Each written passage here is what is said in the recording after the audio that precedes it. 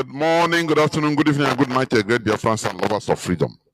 This is Radio Biafra House of Service coming to you through the auspices of Radio Biafra London. My name remains Mazi Chinasa from Alo province of Biafra London. We are here live and direct. Today is the first day of February 2025.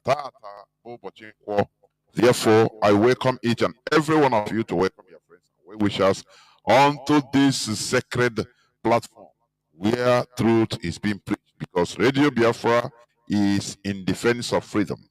As you may know, without taking any much time, I will hand over the microphone to our GOC, Mazi Chinasa, in order to start the address to Biafrans and lovers of freedom. And we continue to interactive session. Mazi, welcome to the program. Over to you.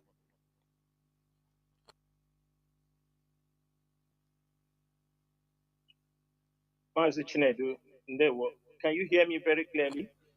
Yes, although it's sounding like it's, when you are talking, the network, it's a bit low and muffled, yes, something like that. Yeah, the network is not sounding very clear. I don't know where it's coming from. It's not really sounding clear. Now go on. It's okay. It's okay. It's okay. Your voice is coming out. Go on. Your voice is cutting. I don't know. Which means it's not from here. Check your side. But your voice is coming out. Your voice is coming out. Your voice is coming out. Go on. But when you are speaking to me, the voice are cutting off. Okay. Okay, let me change my network.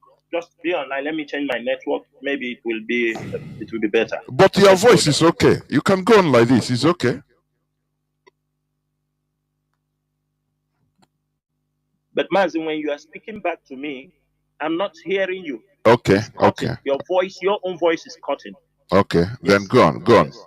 Change it. Go on. Okay. Sometimes all these things can happen. All these technical issues, because we are not perfect. Human being is not perfect, so things can come out. That is why we must continue.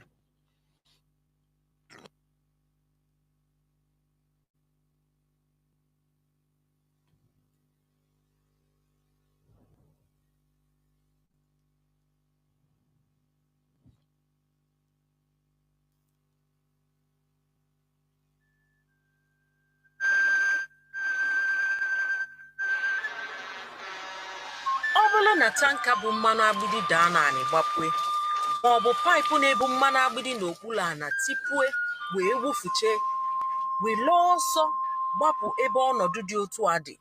Ọ bụrụ oge a na-ewepụta fon apị, ma ọ bụ nọlụ na-akpa nkata, ma ọ bụ bulu galọn ma ọ bụ bọket wee na-ekunya bụ mmanụ agbidi. Ọ bụrụ oge mmadụ na-anọ na-asị ka ya weta nke ya ga-eji wee leta ego. Inwelu naanị otu nkeji iwele ezigbote ọsọ. Yes. Okay. It's okay. I hope you can hear me now. Okay now. Yes. Yeah, very clear. Now, okay, continue. Yeah. Biafrans and all the lovers of freedom, good evening.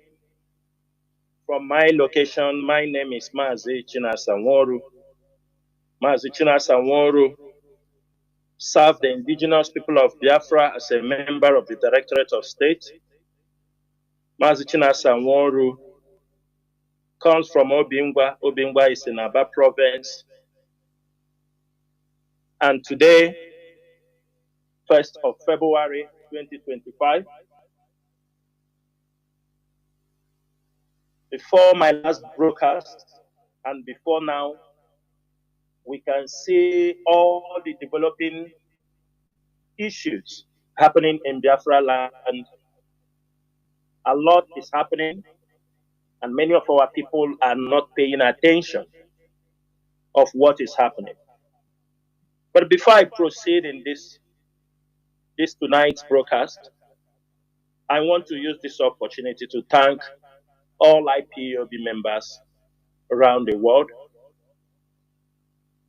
Without you people, IPOB will never exist by now.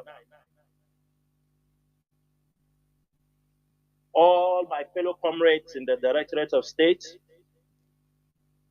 everybody who is making sure in any department it is being assigned to, that they are doing it diligently. All IPOB national coordinators around the world, principal officers in Biafra land, regional reps, senatorial, IPOB media team, from states media to independent IPOB media teams, to IPOB, the prayer team led by Sister Agnes Mwokike.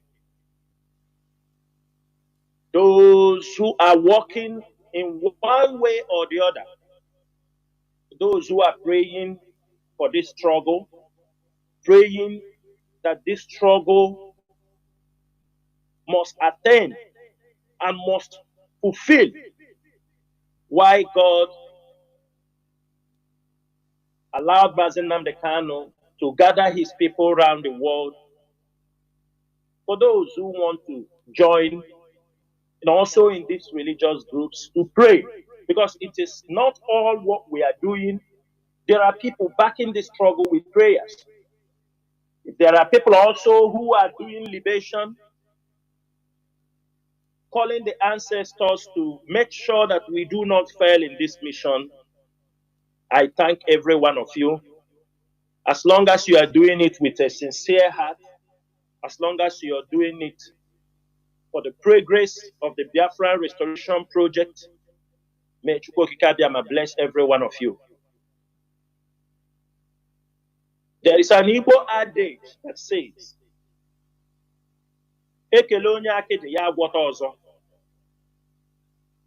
I am thanking you all this evening because of how we have fought diligently as one family, as a team, as people with one ideology.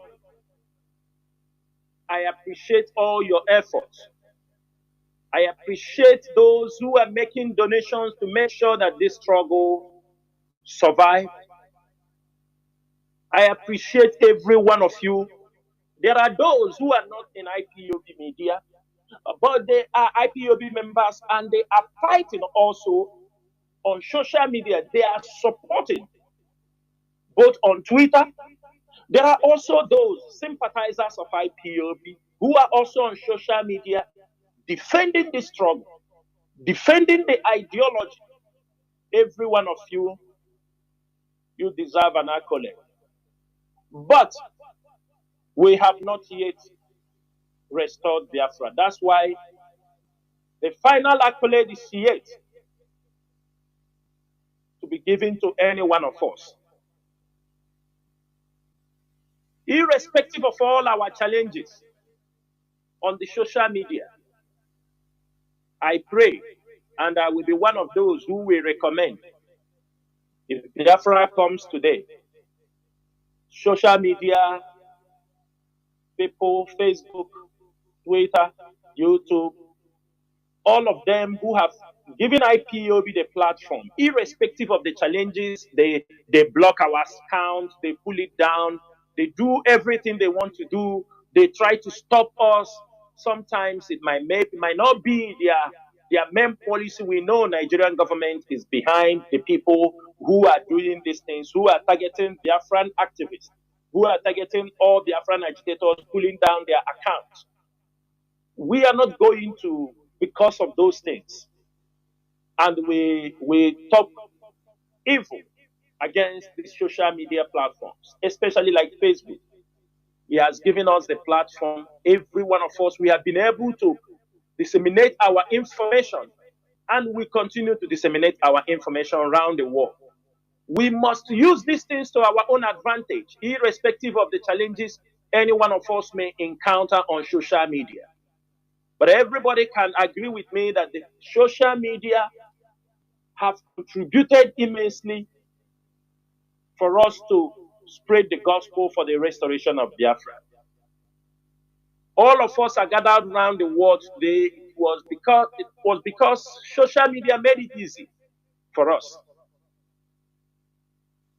Our struggle came at the right time, when the Nigerian government do not have the power to control what we say or what we do, how we narrate our own story. Had it been we are still in the age where only what their newspapers say about us is what people will believe, we wouldn't have made this great efforts. People wouldn't have heard our voices. It's because social media is there. We are telling our own stories, and the world is hearing what we are saying. But Biafrans, this evening, like I said, when I made a post about today's broadcast, if you do not have your pen and paper, please, because I'm going to say a lot this evening. And all these things we surround on crimes, ills, and the evils that are being carried out in Biafra land, while those people want to use agitation to cover it up. They want to use agitation as a cover-up, why they continue to nourish themselves with fraudulent activities, evil money, dubious character, things that have destroyed our society. And if we continue in this line, if nobody wants to talk IPOB, we speak. People like us, we speak up, because if we continue to move in this way, the dangers that are looming around us, around our borders, if they eventually fall on our land, it will be easy to defeat this ideology. It will be easy to defeat our people. Without missing word, because these are the things people don't want to talk about.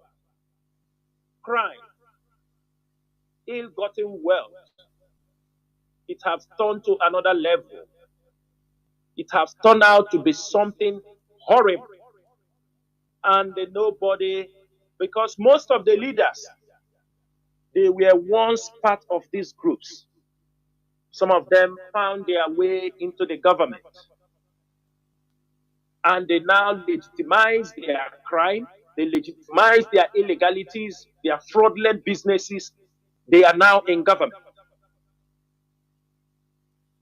And the only people they see as an obstacle is IPOB, the Biafran ideology. That is one thing they see as a threat. That is why they decided to launch all kinds of campaigns to destroy IPOB. For the past 4 years, let me say 3 years, because all these things started after the rendition of Mazi Kanu. The level of crimes that has been committed in Biafra land is alarming, it's mind-blowing. And nobody, the governors are silent.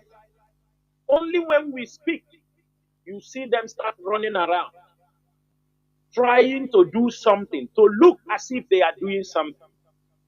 But it just will last for some moment, and then we go silent again. Every one of you can agree with me that I've been coming on radio shouting about the criminality going on in our land. But they are tagging it on IPOB.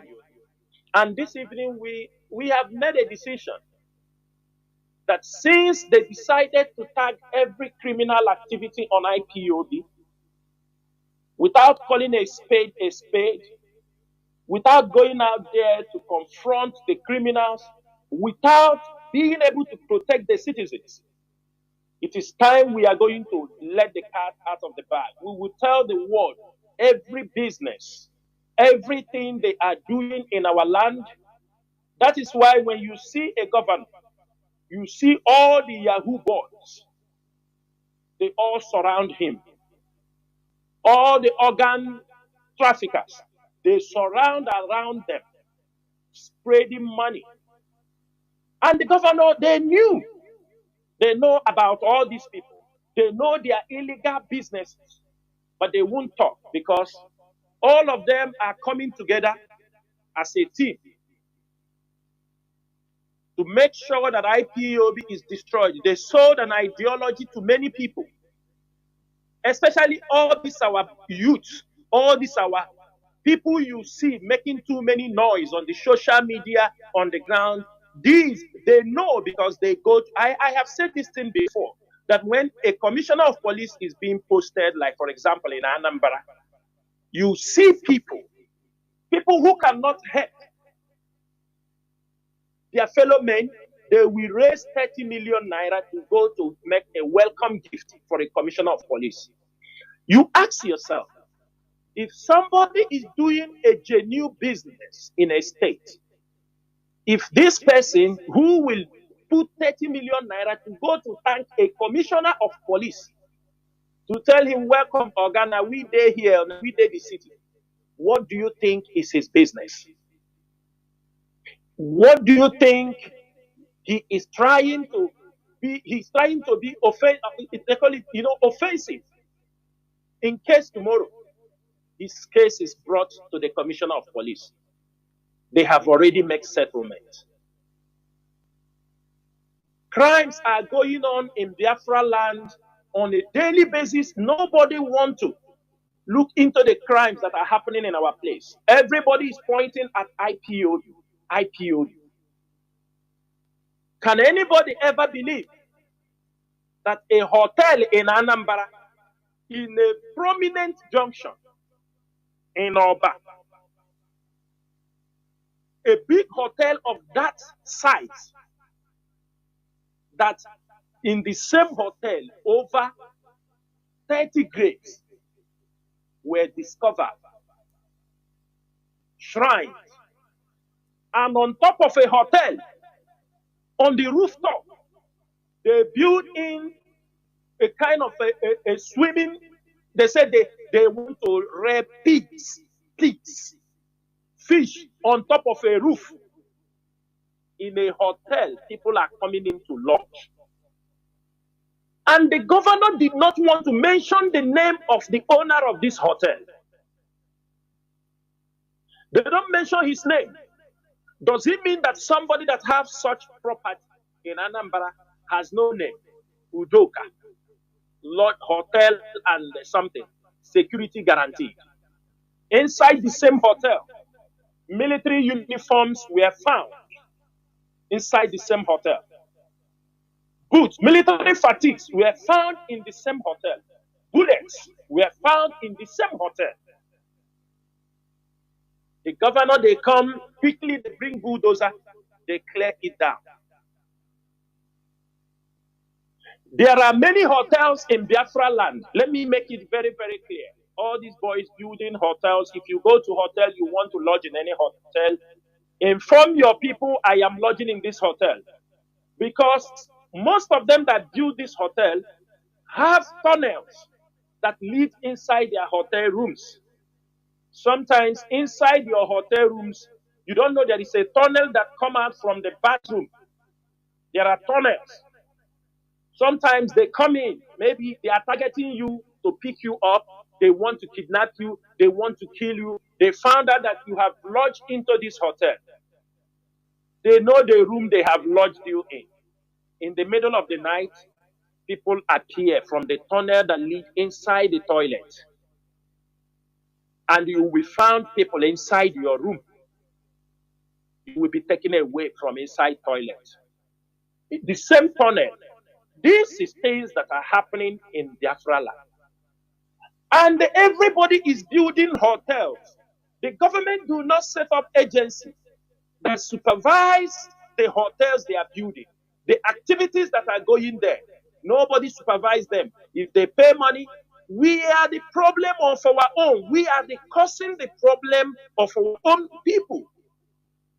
But all this crime, they tag them on IPO. When somebody disappears, they tag it on IPO. Everything that happens, they tag it on IPOB. And nobody wants to know.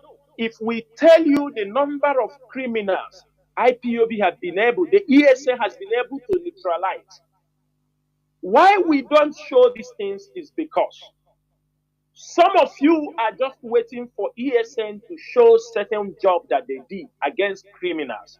Then you people will turn around and use it and say ESN is doing like this, ESN. But we are at the same time trying to neutralize criminals, Fulani herdsmen, the crimes, the number of crimes being carried out against our people. Also, our people are part. Fulani herdsmen is a different ballgame with the Fulani military officers who are committing crimes, kidnapping. Their own case is different. It's multiple crimes that are going in our place. These days, some of you have started, the picture is becoming very clear. Reasons are, their contractor who used to take responsibility of those things in the name of IPOB is no more out there speaking. Because if their contractor is outside by now, everything that happens, they will put the blame on IPOB. Even as the Ebonyi state governor found people in the ministry packing the things, they will tell you they are going to sell it to people, they are going to sell it to IPOB members. He would have taken it over. This has been what is happening in Biafra land. When crimes, a lot of crimes were going on in Biafra land, a contractor was just out there taking responsibility, what he knows, what he don't know, both the ones they commit and the ones they did not commit. And I was on radio here telling you people, everybody be careful. Today, I saw some people from Osun. They were granting interview in Lagos, talking about the suspected ESN. They say they are ESN. But on Radio Biafra since 14th December 2021, we have been coming here calling out names of criminals in the same Osun. People were attacking me how I was calling the names of this criminal. People were threatening what they will do to me. They will do this to me. They threaten me, threaten my family. But I look at them, I laugh. I know they can't do anything because none of them will do something to me and the person goes free. Because I know I am not just that person they can come and do something and you just walk away easily. I will never take it. All we are doing is to make sure we restore peace. Yes, we are doing agitation, but our agitation has never been violent. The first time they arrested Mazi Nnamdi, agitation was not violent. Even though they were killing our people. The second time, the moment they arrest Mazi Nnamdi, what they did, their first assignment was accuse the IPOB leadership, take the leadership of IPOB, hand it over to another person who will hand it over to them. There was nothing we did not say. Every accusation was laid on us. Every accusation. To the point, you know, when even the siblings of Mazi Nnamdi was championing, even till today, championing allegations, false narratives against the leadership of IPOB, against Chinasa and Chike Doziem. They were on a serious campaign. Then you ask yourself, why are they doing all those things? Because they wanted us to back down, abandon the struggle, so that Mazi Nnamdi will say in the detention, I told them they are the ones to abandon me. They have arrested me, they have abandoned the struggle. And they will turn around and say, we were bought over, that's why we abandoned the struggle. That was all the blackmail. Every day, Chinasa Chike. This is what they are singing every day. Even as they have arrested their contractor also, within this couple of days, they have come up again, a new campaign. But they don't know that the ideology to restore Biafra in us is very intact. That's why I come here every day, knowing quite well that if we allow our people to associate themselves with criminality, that means our enemies have gotten us. We started it from day one, screaming, shouting about criminality in Biafra land, about how they want to use criminality to destroy the name of IPU. As I'm making this broadcast, people can get online how many press releases we have released about not having anything, that even our presence are not even in Olo, in Okigwe. We have press release, and I want our media personnel to bring out those flashbacks. When we were telling people we have nothing, let me today, I will give you the reason why we are not in those areas, because I have never said it before. And I'm going to mention names so that some of you will understand what is happening. Sometimes people say, why IPOB don't go against these criminals? Go and look for them. But you have never asked yourself one question. IPOB will go to face a gang of criminals, a gang of militia sponsored by the government in a particular place.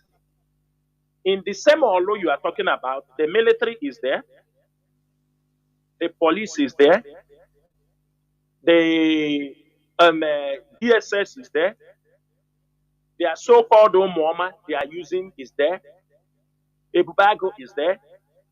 All these groups are there, and you are expecting ESN to go in there. But let me tell you why ESN was, from that time, ESN was pulled from that place, because we saw what is happening. Also, people today are making press release, forgetting that some of them in Lagos, most of them were the sponsors. They were the people who were supporting these criminal groups.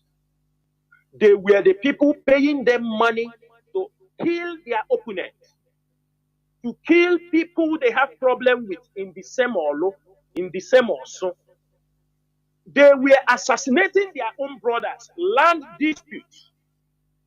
Today they are making press release in Lagos, calling IPOB names. But today I will expose many of them, and every one of them will bring his record on social media. People will understand what we are talking about. Let me people tell you something. Before the election for Anambra election, or after the Anambra election, during that period, it was towards the December time, ESN was trying to curtail the number of armed people they bring into Anambra. On that process, while we are fighting these things, a call came. I don't know, I forgot, but I remember now. I know who they sent a call. It's a well-known person in Anambra also at that time. Even till now, people, they know him if I mention him.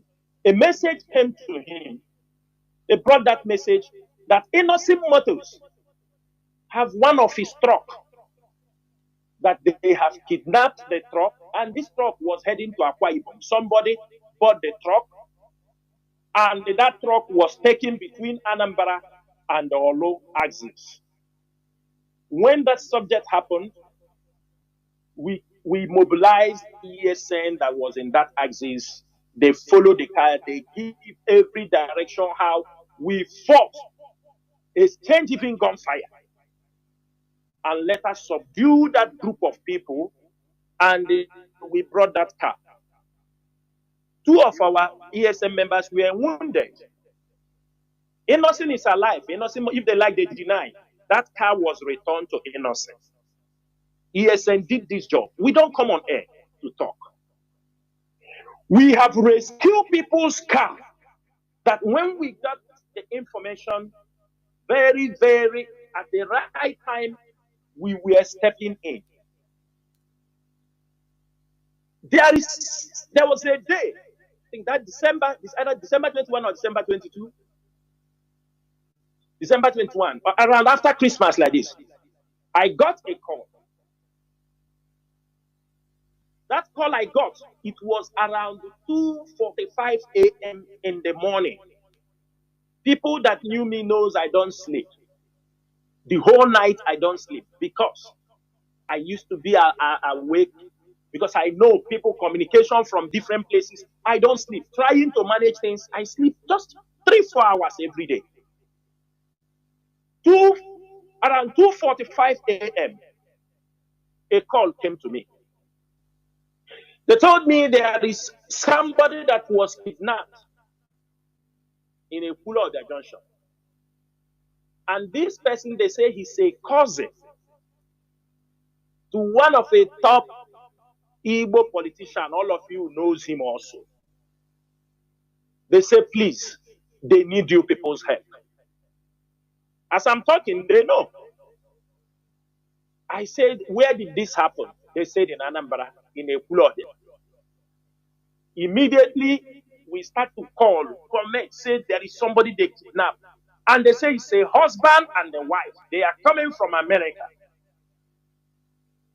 We start to run around to call people. That night, we are running around trying, and there was an order that if you suspect anywhere, any people, anywhere, we use the inter system.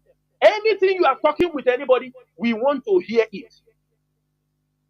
People start calling, making inquiry. The IPOB intelligence team were making inquiry to find out who did this thing.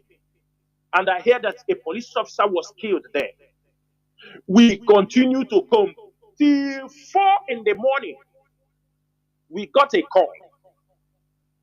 When they send me the picture of the guy, I don't know who they are, but somebody is one of us also who is a lawyer for IPOB. We took that picture, we send it out. The same night, we are looking for. Then suddenly, we heard one of our intelligence put a call, and they leave the speaker open, and he calls somebody. He starts asking him, did something like this happen? Who might be responsible for this? The person tell him, oh, he didn't know it's an undercover. He told him, oh, he said that these guys, they did it. This is the guys, they did it.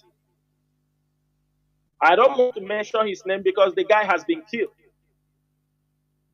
I told him, continue talking to him. Why he was talking to him? He was asking him, who is it, the person you are asking me? He said, this person, does he have a baby? I told the guy to wait.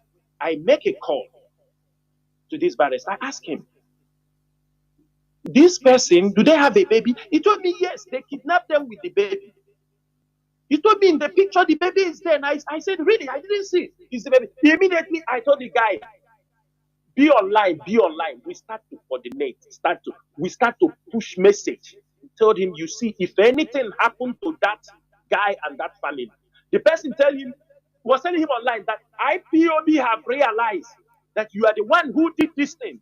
The ESN, and they are monitoring you. If anything happened to those people, it's better you release those people. Before 6 in the morning, they came and dropped those people unharmed. They never come back to say thank you. On 31st December, the son of Ozu Zakole was going from Anambra, going to Imo State. He came from America with his friend. They kidnapped them. The same thing, people that know this start calling. This is how we are running, saving people. But along the line, we start to lose our men. when they go to rescue people. When we are going to rescue people, we will be ambushed. And with the little things we have to protect ourselves and to chase the Fulani herdsmen, we are now being caught in crossfire, trying to rescue people, trying to rescue our people. Most of you don't even support. And even the people we are supporting, even the people, some of them, after helping to, they turn around and they say, if they don't know, how were they able to deliver to rescue those people? But the Nigerian police are rescuing people. Some of them said, if they don't know, if we rescue people for them, they turn around and say, they don't mind them. They rescue them. If they don't know, now how could they be able to rescue them? Then this kind of bad words start filtering in. Some of them start talking ill and evil against the people. We start losing some of our men who go to rescue you. Ask them. These people that we are rescuing, ask them, did IPOB ask them for anything? Cars.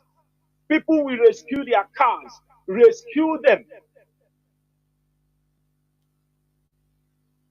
Until we said no. After gathering enough intelligence, what is happening in Olo, we came out here on Radio Biafra. We start talking to our people. There are land disputes. Things are happening in Olo. People are taking the land of their own brothers. They will go and kill them. If they see he's an only son, they go to kill them. They do a lot of evil just because they want to make sure. I am asking everybody here, because they are shouting IPOB in Osun, IPOB in Osun. I am asking people, is IPOB only in Osun? I want to know. Is IPOB in Osun only in Osun, Olo area and the part of Anambra South? IPOB is in Abia State. IPOB in Cross River, in Rivers, in Enugu, in Delta State, Ebonyi State.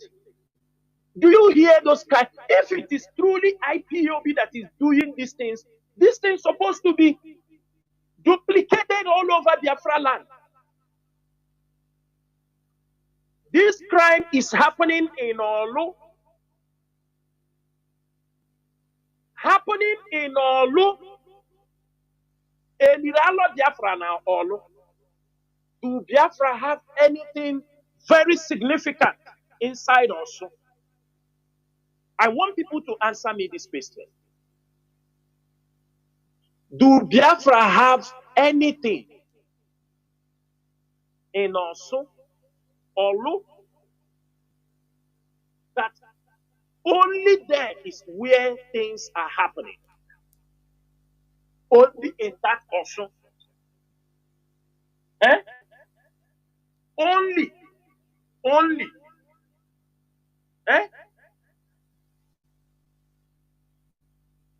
If you understand what is happening in Osun, then you start to hold also people responsible for what is happening in Osun.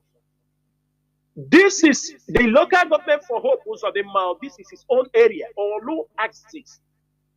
A governor of the state intentionally import criminality, crime in his state so that he can rule the state for 8 years. He makes sure the state will never witness peace. Biafrans, I want to ask this thing. If you ask about human organ, all of us, those who grew up, do you understand me, in the 80s and 90s, when the issue of Otokot happened, where was this? Is it not in Imo State? If Nigeria is a sane society, somebody like Iwanya, will he be able to come out to become even Ohaneze president? Because he was involved in those Otokoto saga. Hope Uzodinma, they were all involved. They ran away that time when they were young. ran away to Lagos, came back. Dear friends, I want everybody to understand something. Ask also people. Let us be frank to ourselves. Let people be frank to ourselves to call a crime and stop associating IPOB to this crime. Mazi, if you go, they know everything in also in that value. I think the military told us they went there. They have conquered them. Ask them. And when they entered there, they didn't arrest anybody. They give them information when they were coming because we were shouting about murder value, murder value. They now asked them, they ran away, they invaded the place, and after they left, they returned back. I can tell you people that when the police, when they entered into that value in most of the place, they see manual. People are being sent. Some nurses or doctors who know how to take human parts. Can they say they didn't see the manuals? That when the boys are gathered inside the value, they are taught how to remove human parts. If you cut from here, you will get the heart alive. If you cut from here, you will get the liver. They have manual. Ask them. Now, the question is this. Is it IPOB that involved in this? Is it IPOB? Is it ESN that is doing this?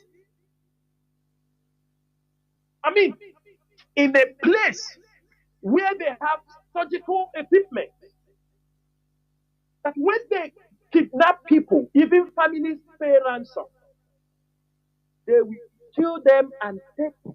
They have manual. I said so. The police, the DSS, they know that. But why are they not talking? Why are they putting it on IPOB? Why are they, who are the people responsible for this organ harvest? Most of the Imo State politicians have their voice in that place. Most of the Imo State politicians, they have their voice. Every Imo politician, almost 60 to 70% of them have their voice in. Everybody have their gun. People who are killing people for them. That's why you see hotels. Some people will come inside the hotel, they never come out from the hotel. We are building a hotel. Is there tourism in our place? No. How many people? They have built hotels. December have gone. People have left. Who is in the hotel? Because they use it in dubious businesses. And the government, they know. The police officers, they know. DSS, they know. And I'm making it very clear. Let me make it very clear. The Nigerian military, because of the cases of human rights abuses they have in Hague, as we have dragged them, and the report that was released against them, what did they do now?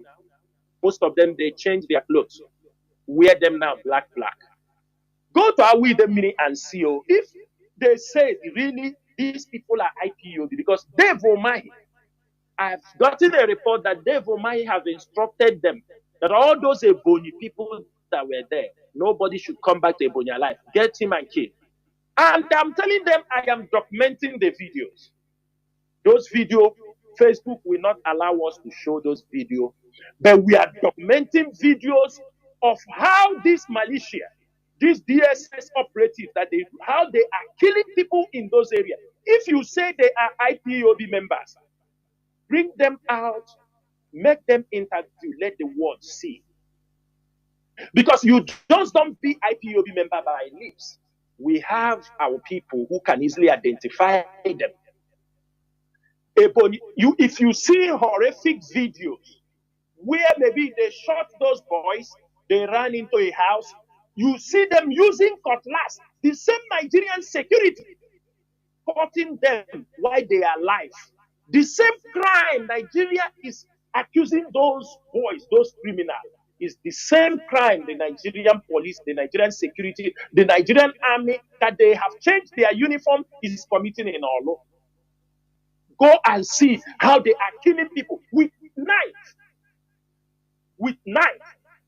If you see the video, that will tell you that this massacre that happened in Olo of recent, that the Nigerian government militia may be those who did that. Because I have a video evidence of how they are cutting people while they are alive. The video evidence is there. In as much as social media will not allow us to post it on social media, this particular video we get to Human Rights International Group. This particular video we get to whether they do something or not, but we will make sure. And if any human rights organization listening to this radio broadcast, you can request for these videos on IPOB inquiry numbers. And this year, we are going to make sure we will organize a conference, invite international media personnel, where we will show them the horrific act the Nigerian military is causing in Biafra land, saying they are looking for criminals. They were there, those boys were killing, massacring. They were there. They used to be one pole or two poles. They were protecting them because many of them were getting returns. Every crime committed in Olo, they just run and they say it is by IPOB. Every one of you remembered couple of, I think that was early this month. That was early this month. I think on 20 or 21st or 23rd, that one lawyer, they called in Mbidi, in Oru West. He was driving on the highway. A car quickly double-crossed him, pulled him out. People, armed men, pulled him out. Within 3 to 4 minutes, they pulled him out and killed him there. That is assassination. They didn't take his car. They didn't take anything. Is that not assassination? And immediately that assassination happened, they ran to the newspaper. Many people were calling, IPOB have killed this lawyer. Chinedu, do we know who he is? Is he handling any case for us? Nobody wants to look at what this man did. Nobody wants to talk about it. Quickly, they tag it on IPOB.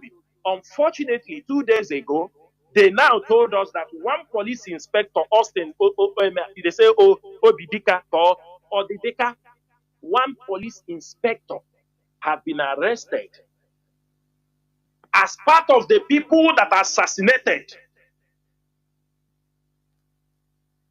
that have assassinated the particular man, and they were rumoring that IPOB killed a lawyer. And everybody have forgotten when the criminals were threatening. It was police officers that killed him. They came, assassinate him, and they claim it is IPOB. They claim it's IPOB. Go to Olo. Go and see the way they are killing people. Innocent people. If you say they are IPOB, parade them. Show the world who they are. You catch somebody, you drag him on the road, you use knife and be cutting him while you are dragging him on the road. And you want us to see it and say you are fighting criminals, and you are cutting him, this Biafra, you are cutting him knife. I don't want to see this Biafra here. You are cutting him. We have those video evidence. The world must see those videos. The military have removed their uniform, and that is why if you see the video where the DSS director was talking to them, he told them there will be a special reward if you kill these IPOB members and ESN criminals. And as they are killing, they are making video. And there are people who are there who are saying, this is wrong. This is wrong. Even if this guy is not armed, there is no evidence that he is the one that has been killing, because you said nobody is guilty until the court of law pronounced the person guilty. But you are butchering them like animals. And at the same time, you calling about how the criminals are killing and destroying people. In as much as we do not support criminality, it is the work of the government. IPOB, we have what we... I want to tell people something. This attitude, some of you, when we want to talk, you tell us, focus your agitation. Yeah, leave them alone. I'm telling you this evening, it's a lie. Pure lie. IPOB is in charge of that region. It is our duty to correct every abnormality we are seeing in our society. It is our duty to make sure all these crimes, all these things the governors, the politicians have allowed to excel, they promote them in our society. This year, 2025, IPOB is taking every challenge. We are taking every challenge.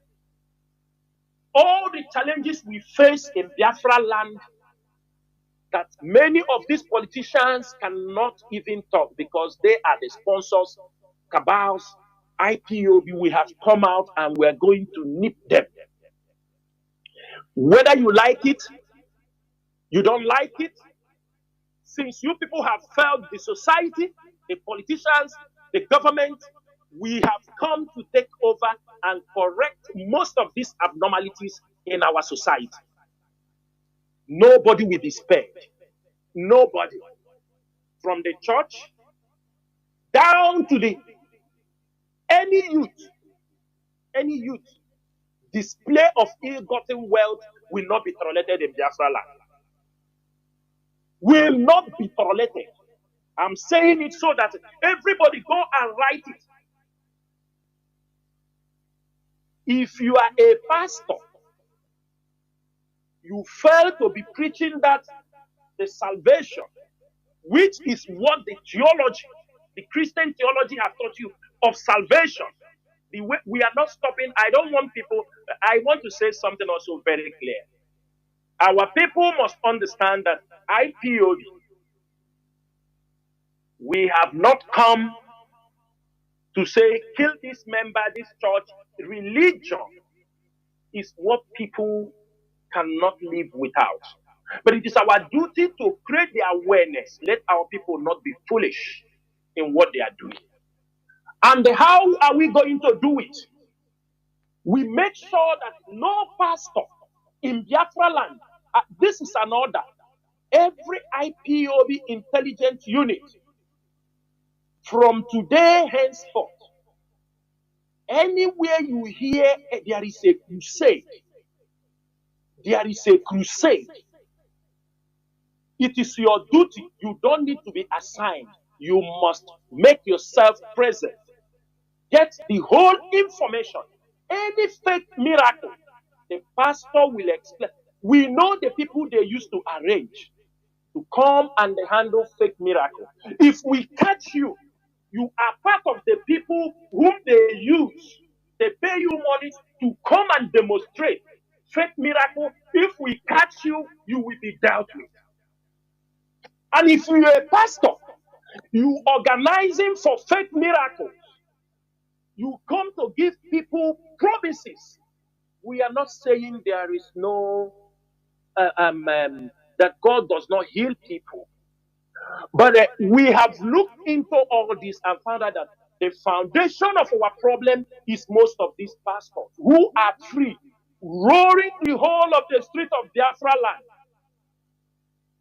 Everybody opens the church because the politicians want it. Tomorrow he will go to him and tell him, I need vote. That is why they promote those things. Somebody will be making caricature of our faith. No governor, no institution to compel all these things. And it have gotten out of hand. Now, the money they spray in the weddings is not enough. Now it is inside the church. Small boys of 16 years, 17 years, they have been influenced with bad social media influencers in our society. These are all causing crime in our society. Crime. Every youth is no more proud to learn a skill. America become great today because of skilled workers. Every one of you fighting to travel abroad, you will hear immigration to Canada, immigration to this place. But they will ask you, we need skilled workers. Skilled workers. That is what they will tell you. While in our own society, the little skilled workers we have, they are taken outside. When they go there, they even bring a wrong mindset. They come to demonstrate to us, spreading money, looking up to these boys that are doing Yahoo. They tell you, let me correct one impression. Many of us have lived abroad so long that we know businesses, everything you talk, we know. We know those who are into real business. People will come, they tell you, I am a real estate mogul. One day, this real estate, where is it? You ask them this question. That somebody built 5-story building of 20 flats. He has become a real estate mogul. Ask him. Go and check those dealing on real estate. On your 5-story building, he has become a real estate mogul. Under that 5-story building now, he will flex Rolls Royce, flex everything, flex all kind of expensive cars. Where is that business? Somebody built a hotel, one hotel. He has become a billionaire. A hotel, 3-star hotel, no 5-star hotel in Igbo land, no 5-star hotel, 3-star hotel. He has become a billionaire for the fact he can now drive Rolls Royce, drive G-Guard, drive Brabus, and all of you are clapping for them. Everybody clapping. They go to the church, they spray money, they come and the pastors are praising them. What are you showing to the public? They came to occasions. They come and throw money. That one, 2025, no, we are going to do something about that rubbish. If the governors, the government are not ready, criminality have come in different forms in Biafra land. And every one of them were there doing it under the cover. If they didn't remove their contractor in Finland, this boy that they caught in Oka, they say he's a Bitcoin mogul, a Bitcoin chief. In Oka, I forget his name, but I think I sent you the audio. They say he's a Bitcoin mogul. Little did they know that he's into kidnapping. Do you see all these guys using Bitcoin to deceive you people? They deceive you. Mazi, even nowadays, people that they say they are Yahoo boys, they are not. Many of them are kidnappers and Mazi, no Yahoo. Yahoo for what? No Yahoo. No Yahoo. Mazi, no Yahoo. If you see anybody say that I'm into Bitcoin, I mean, listen, he is a criminal. Many of them are criminal. Many, they are criminal. Criminals. You will see some boys, criminals. The boy, I think he's on the run now with the duplex he built. He's driving 2 cars. Mazi, Anambra AVG, before Soludo now shipped to go and form Agune Chamber. is the level of criminality in Anambra AVG. The level of criminality is alarming. Mazi, can you believe somebody in AVG, you entered Anambra AVG in 1 year, you already built a duplex. In 1 year, you already have 2 wives. You buy them different cars. And you have your own formatic. You are driving. And AVG, a vigilante in Anambra. And they will tell you,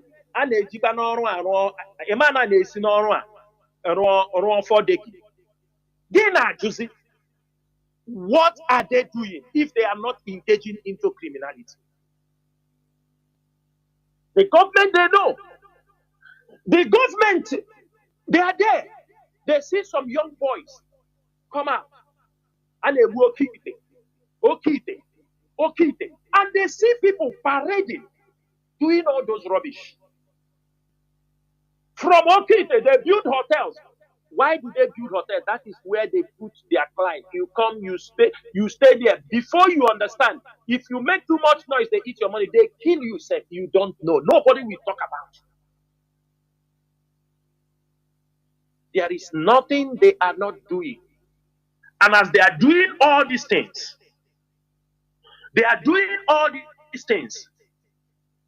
also our people in Europe, in America, this problem is heavily people living in America.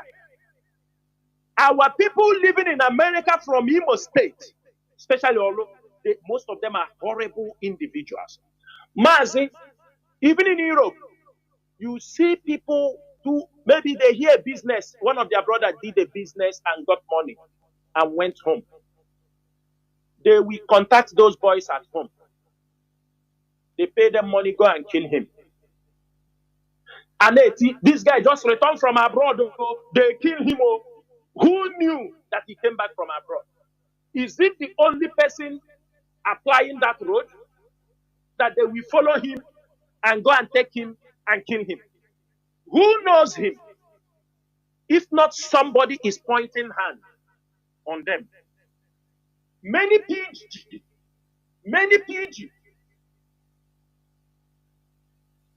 You talk about all these people. They are there, one stupid boy coming out on social media every time. They promoting Ndidibia. Criminals. Dibia Gakoro people go to the water side. Naked, every one of them. Is the government not seeing it? What is the government doing about it? What is the government doing about it? They don't do anything. Instead, you will see those people will come. They will come to their occasions. They will promote them. They will help them. Only Dibia will go to the village stream, carry women all over. Say there is Sahuncho. They bring everybody with goat. He make it live video and post. And in that particular state, there is a governor.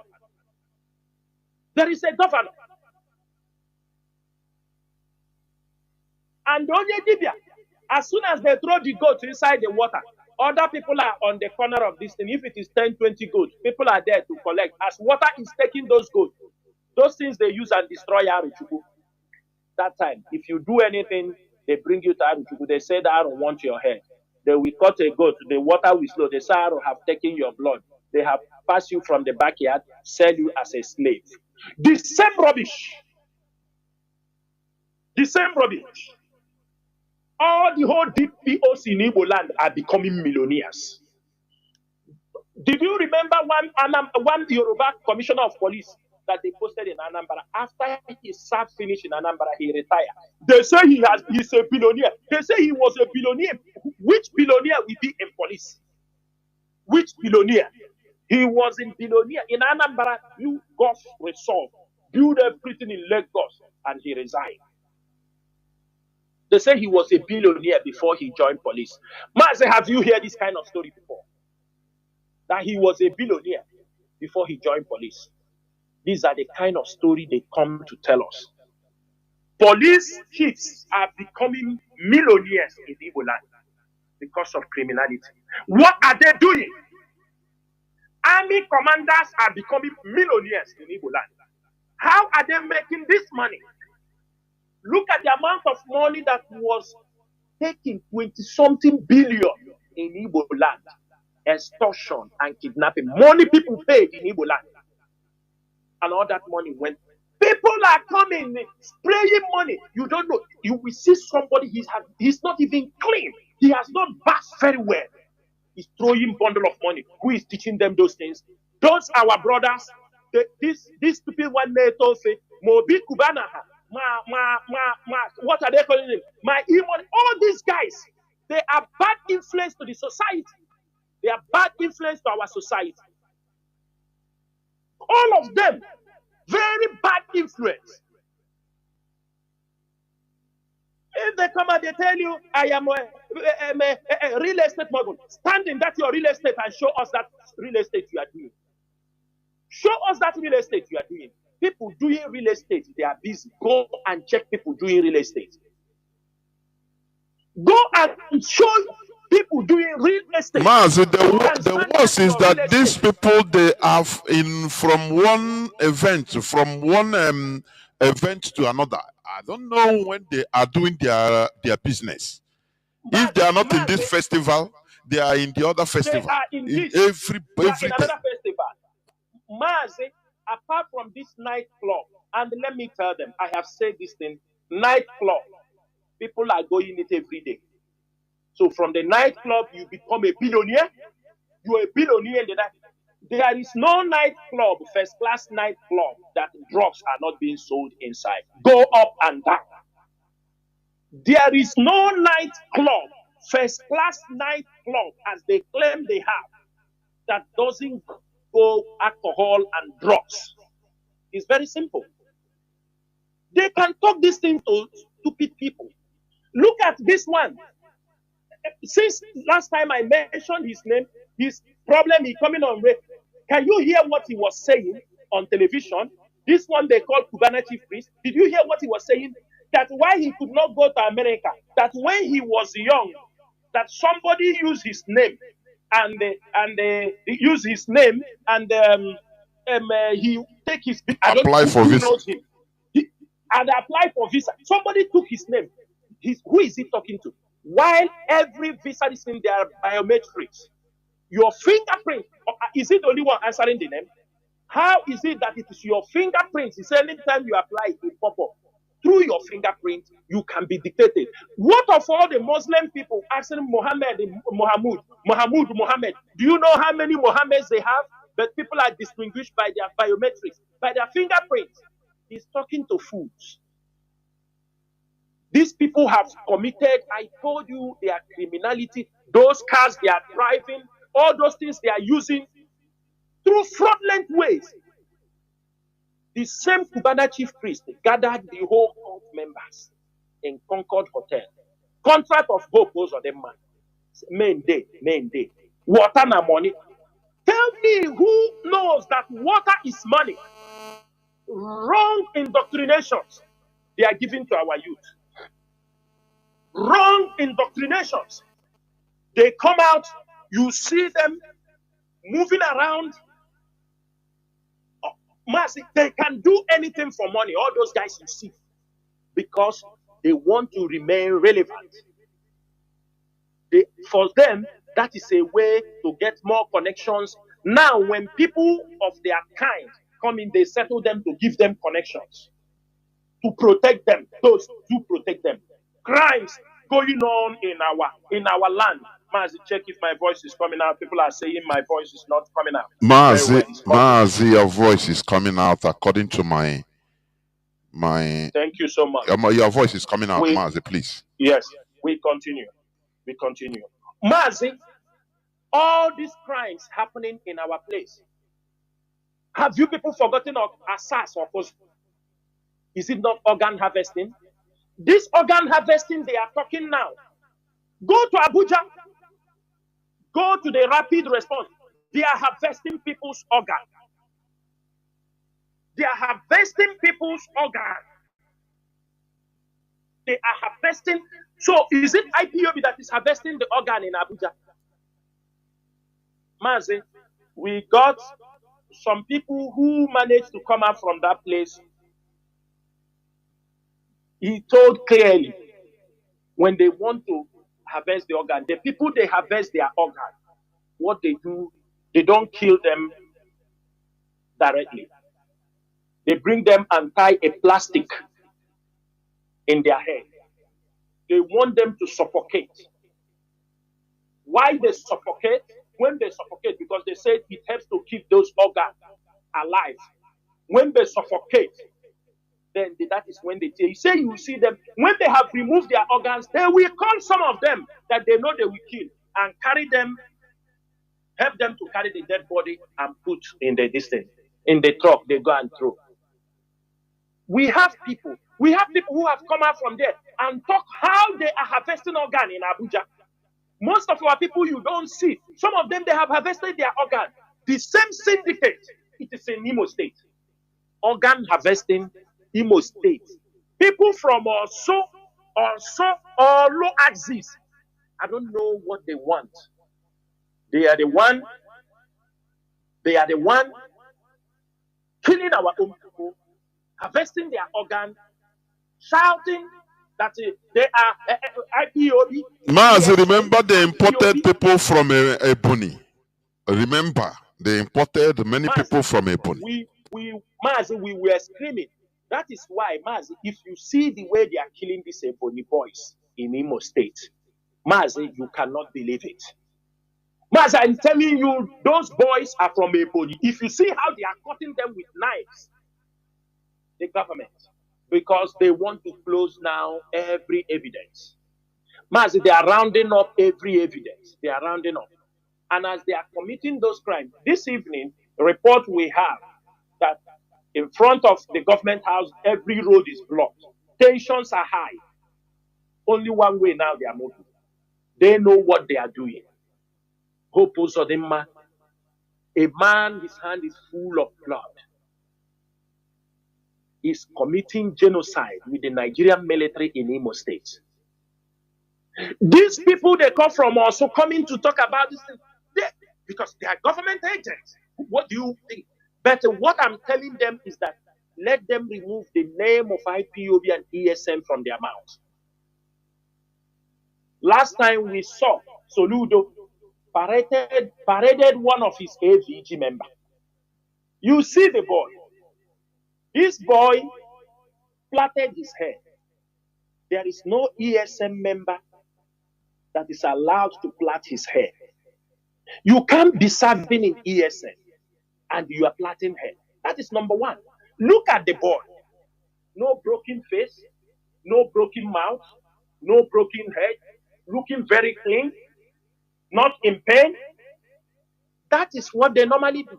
Before that boy do that thing, he did this rehearsal for more than 5.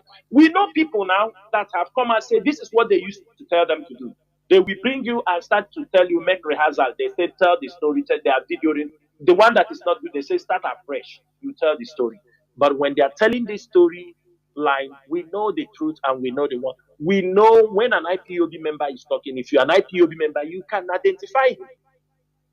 Easily identify him. Do you know that what that boy was saying is exactly the same thing Soludo have been saying? The boy said they are in the bush, nobody walk there. He tried to connect it, nobody is giving them money. Who are you? The boy, who are you? Who knows you? Nobody. The last thing we will do, anybody, somebody will say we deny them. No, we are under oath. IPOB, we are under oath. We cannot deny our people. We cannot. Most of you have forgotten. As I'm making this broadcast, most of you go to social media, go to the Google. There were the time IPOB make publications. We release the telephone numbers of those sponsoring them, their names. We release them. How many times? How many times have Hope Uzodinma come out and told you people that these things are politically motivated? How many times? How many times? How many times have Hope said up to 2 to 3 times that the insecurity in Imo State is politically motivated, not IPOB? Because they want to be relevant in the coming election 2027. Everybody is tagging everything to IPOB.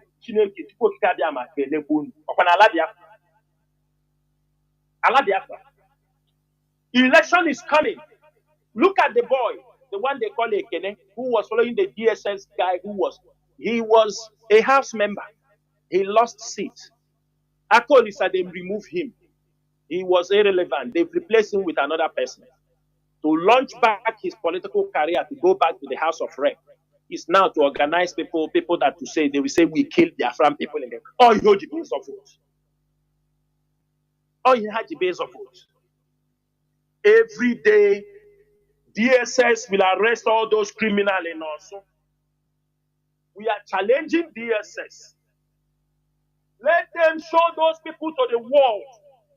If any IPOB member can recognize them, say this is an IPOB member, we will come on radio here and tell you this one is IPOB member. And I am sure that person will know more is not an IPOB. Because you will run away from IPOB. You will run far. Because nobody will accommodate you.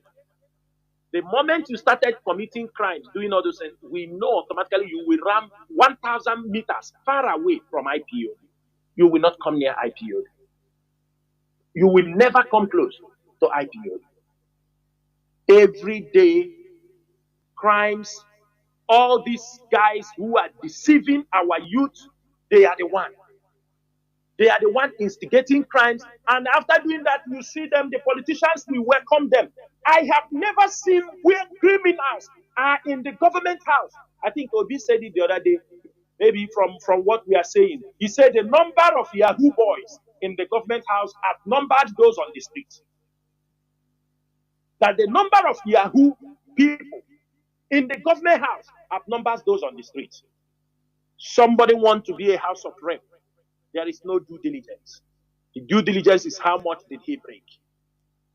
Just like Soludo, I thought that he's a professor, that he's supposed to know. Many people brought into his government, the Obaru local, is it not the one they are holding in America on love scam? Is it not disgraceful?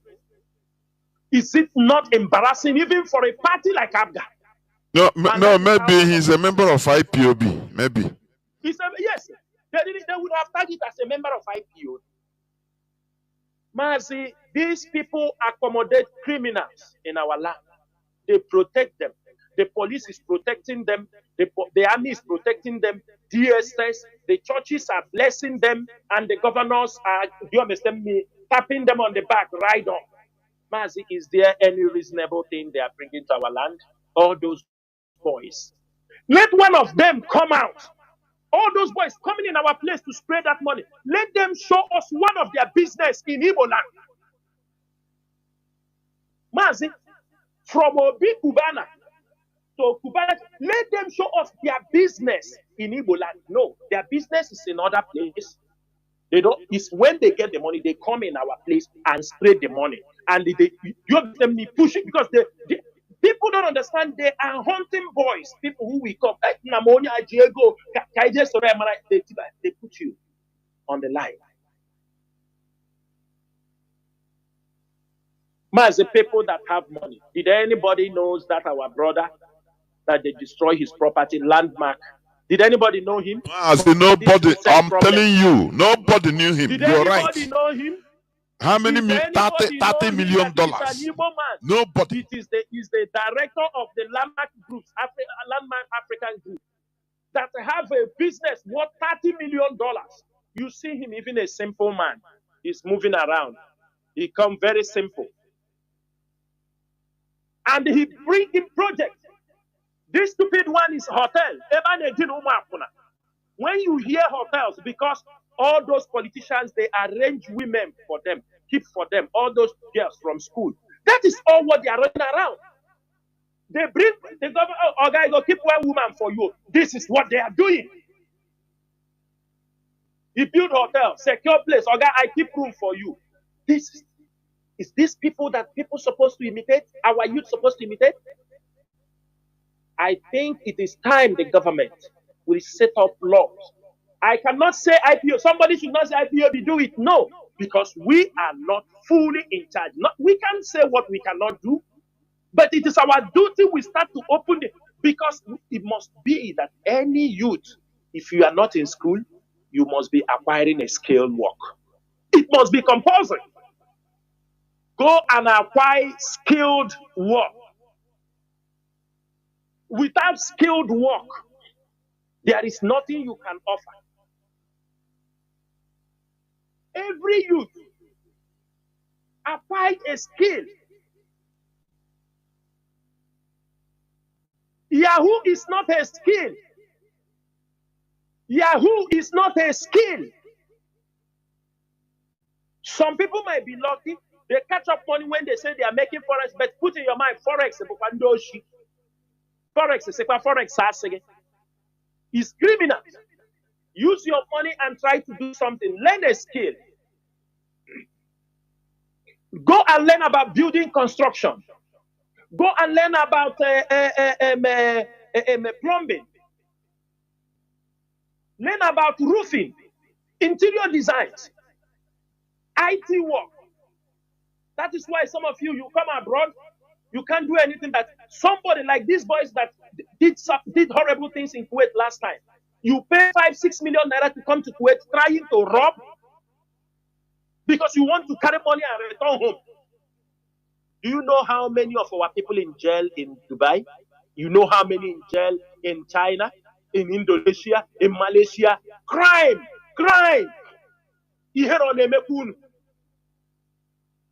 Mazi, the influencer of all these crimes are these people you are talking. If we can make sure that these people do not come out in order to showcase their nonsense they call riches, I'm telling you, they are affecting our people. It is something everybody must rise up. IPOB, we don't mind to write letters to churches. Stop glorifying all these stupid criminals. You don't know what they are doing. Okay, na Jamaica. Okay, na Bangkok. Okay, na Nka. You don't know what he's doing. You bring money, all of them criminals everywhere. And I acquire. Then, when you look at them, you start to think maybe your God don't love you. That God does not love you. You don't know they are into criminality. Like one of these one claiming that is Bitcoin. One boy was talking that two of them finished serving somebody at the same time. Peer pressure. The mother has been on the boy's neck. Say, look at you now. You finish. Get at this boy, boy. Look at him. He's doing very well. Ain't not here. The mother never knows the boy is into kidnapping. You never knew. You comparing your children to people you don't know their source of income. We do not have any prestige again. No integrity, nothing. And if we continue in this way, have you now seen the possibility? Sometimes we say white people came here and buy us as slaves. Have you seen that our people also facilitated with this kind of mentality? Of course, this kind Mazi. of behavior. Of course. That our people facilitated the slave trade. Because our people facilitated it, that is why that business flourished in our region. Mazi, when our people are harvesting their own brothers, their people, the same Igbo people, organs to sell, what does it mean? You are It's worse than slavery? And instead of the government to go straight to tackle this crime and see the syndicate, they don't want to tackle it. They prefer to label it on IPOB. Label it on IPOB. It is because of IPOB. It is because of IPOB. And you're asking, are these people really, you understanding me? Who are they? Who are they? All our people learn. Look at, we never know. It's of recent I start to realize while our people are burying their people where they can see their grave. Because if it is like this, the way, like I saw the Yorubas, the way they are harvesting people, mining people's skull, Mazi, it's scary. That's what our people go to learn. Mazi, somebody called it a scholarship. Scholarship. It's scholarship now. Mazi, our people, you see, that means if we have a public burial ground now, these people have wishi, opokorishi people, they will not. Sometimes when things are happening, people say we don't have public cemetery. Have you started seeing that? There may be reasons why those things does not exist in our land. People do not understand.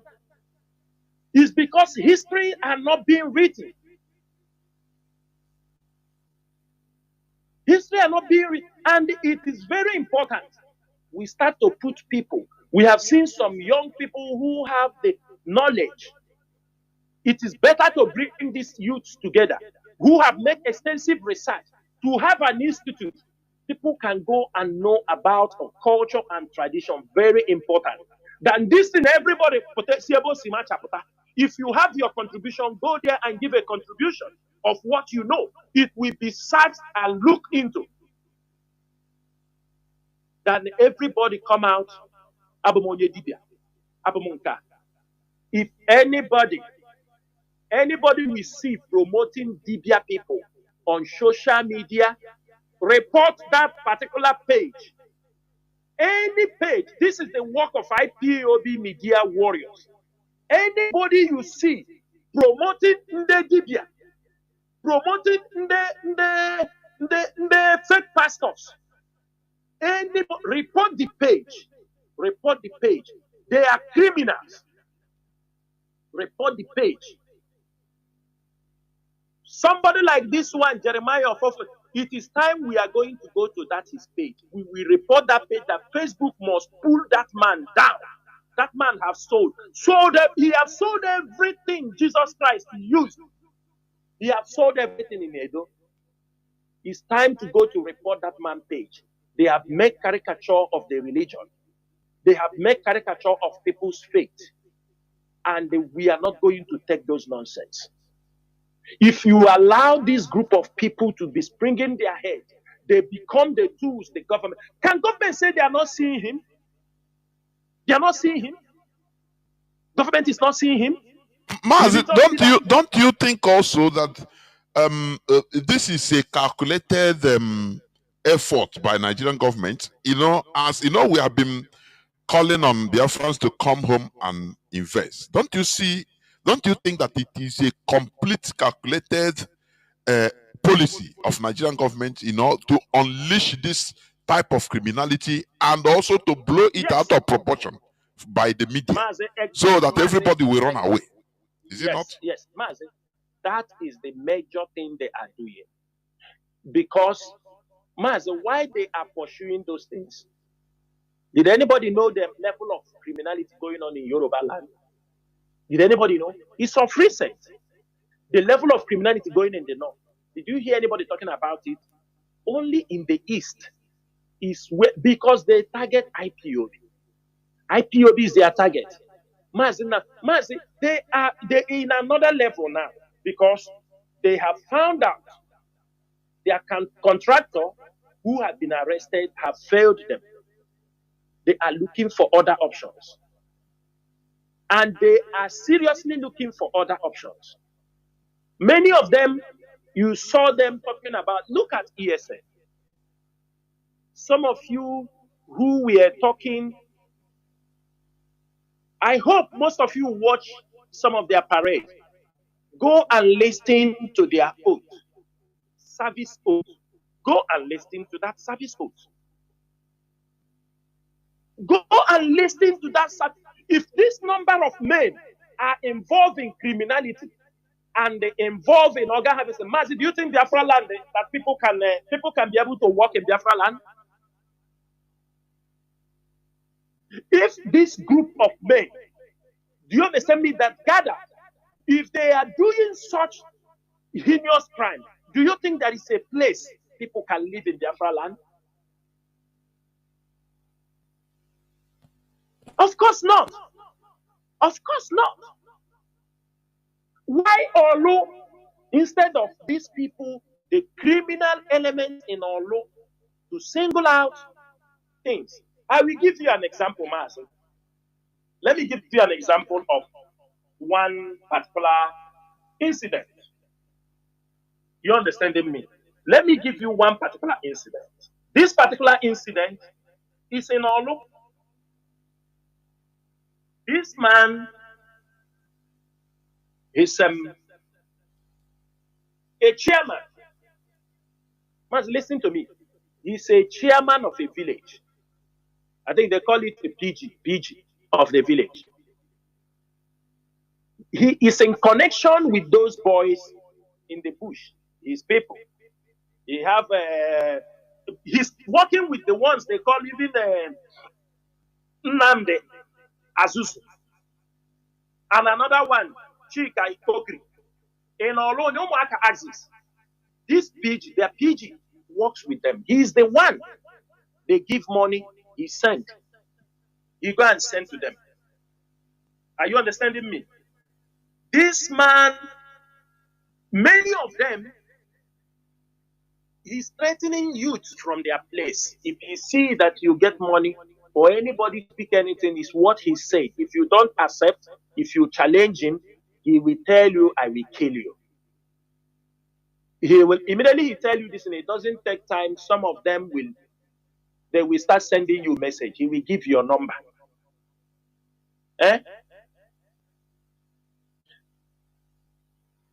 You see the man in Umuaka, I think they call him Alphonsus or what? They said before they removed him as a village chairman. At the end of the day, when he was threatening a boy, asking the guy now bring evidence of the threat he's giving him, how this old mama will come and carry him. Do you know that he went and reported to the DPO, a police DPO. They called Don Martins. DPO, they call him Don Martins. The case was taken to him. He go and arrest that guy with the evidence.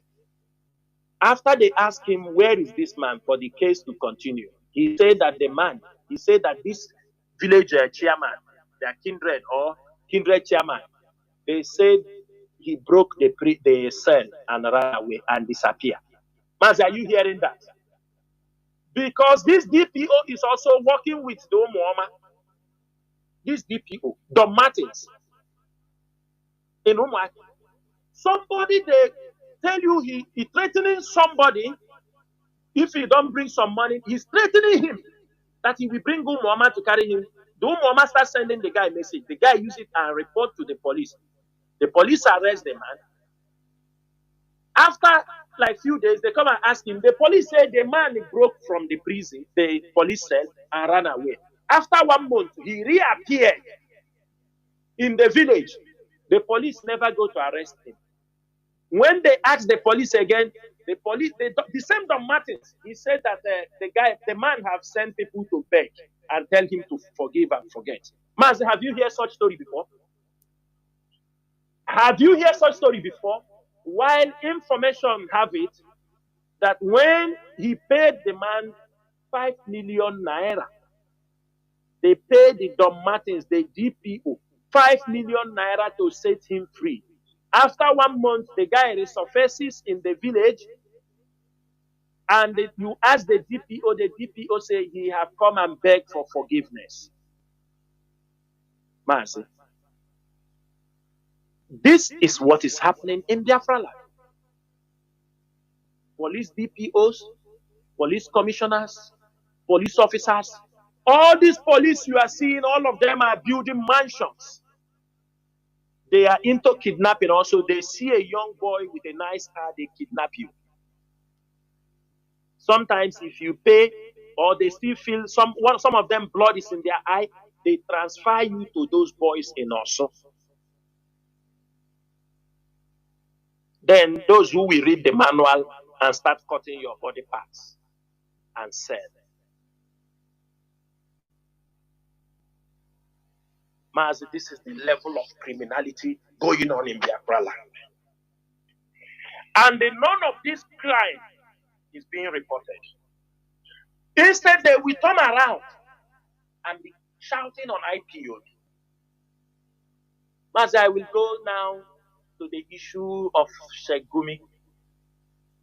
It is very, very important we touch this particular subject. Sheikh Gumi, who have made an open declaration that the government should arm Igbo youth to kill IPOB members. The video also we have in Olo. That means this operation has already been going on.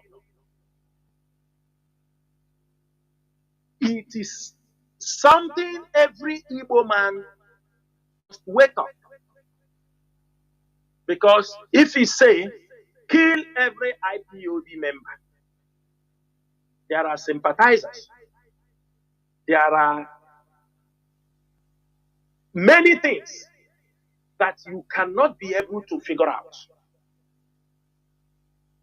How their plans are moving on, how they want to orchestrate their plan. For how many years Mazi Kanu is talking about that they are coming? They are coming. Today, in Yoruba land, they are now talking. You cannot bring Sharia here. You cannot do this when it has already been launched. They have launched it, and the next place they are launching it now with Benin. It is coming to Benin. When they have launched it in Benin, they will now have a base.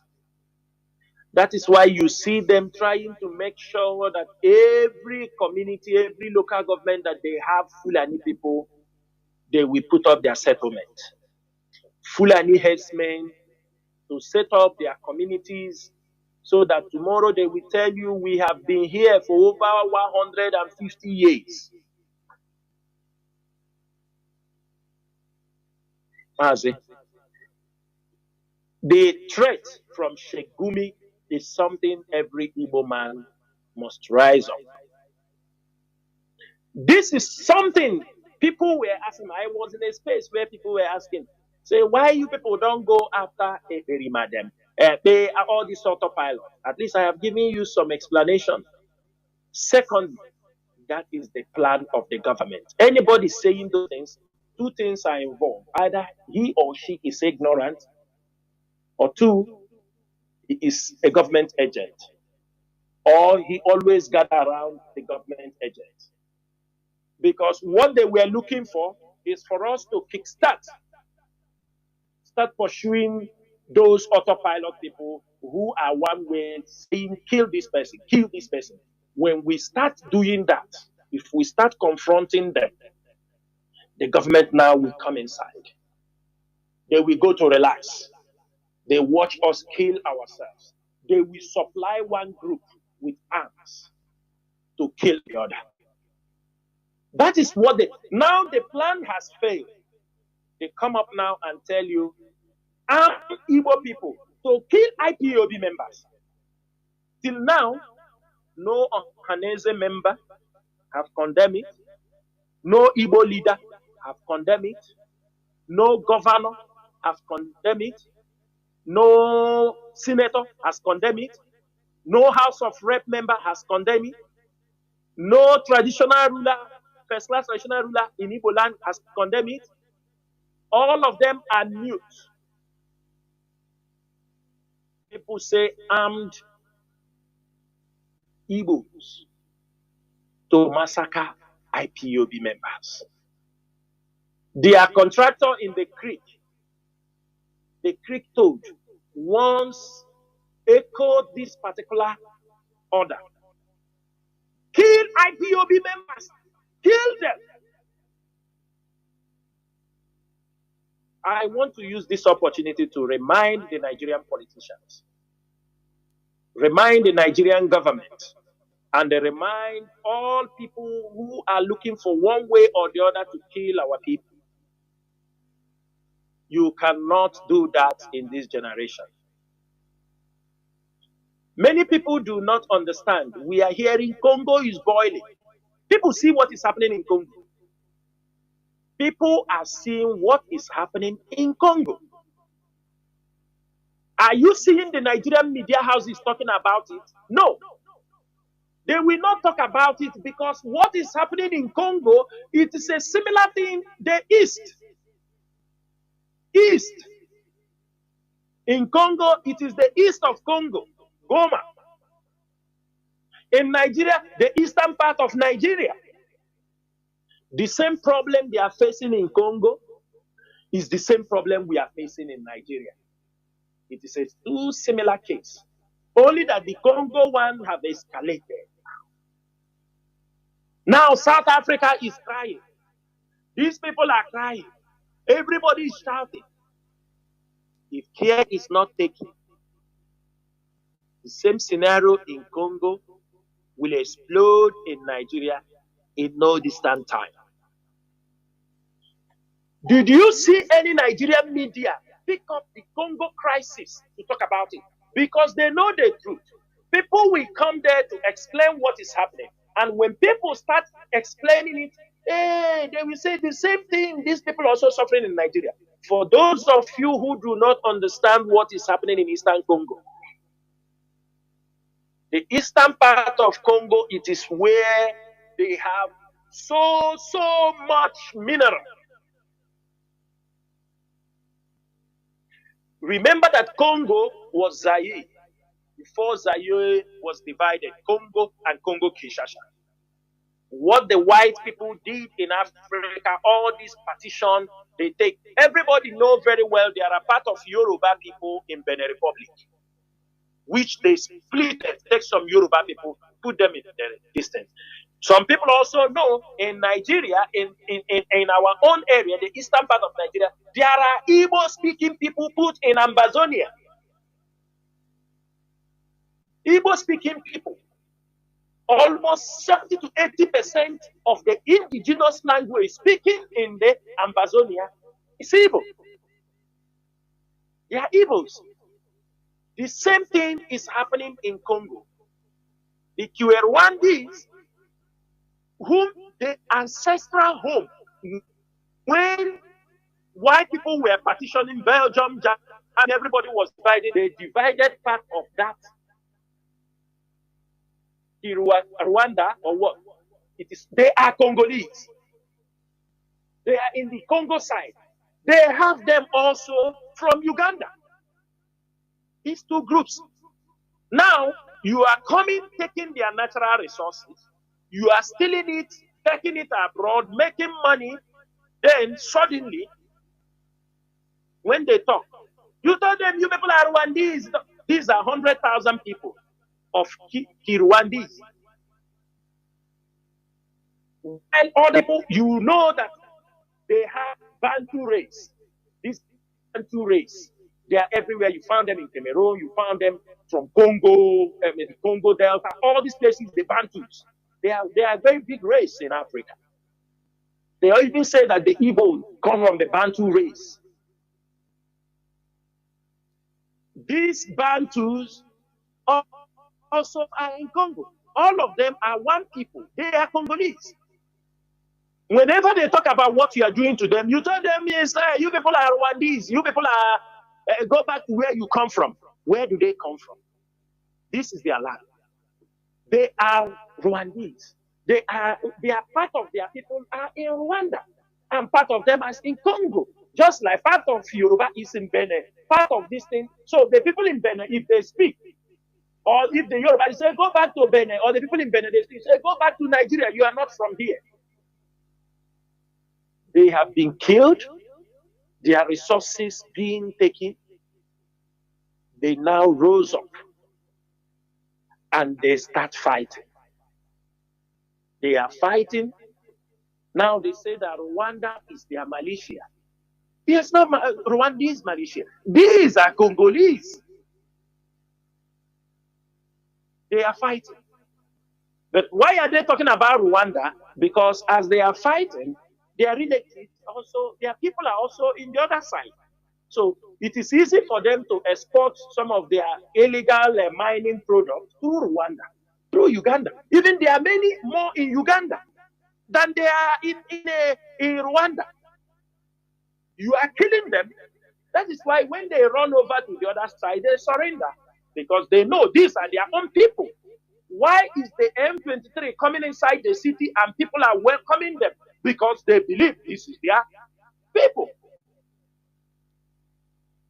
People are welcoming them. It's just like as we are now. Oh, maybe the Ibibios or the EFIC, they are fighting the Nigerian government. Maybe they are heading the army. They come in.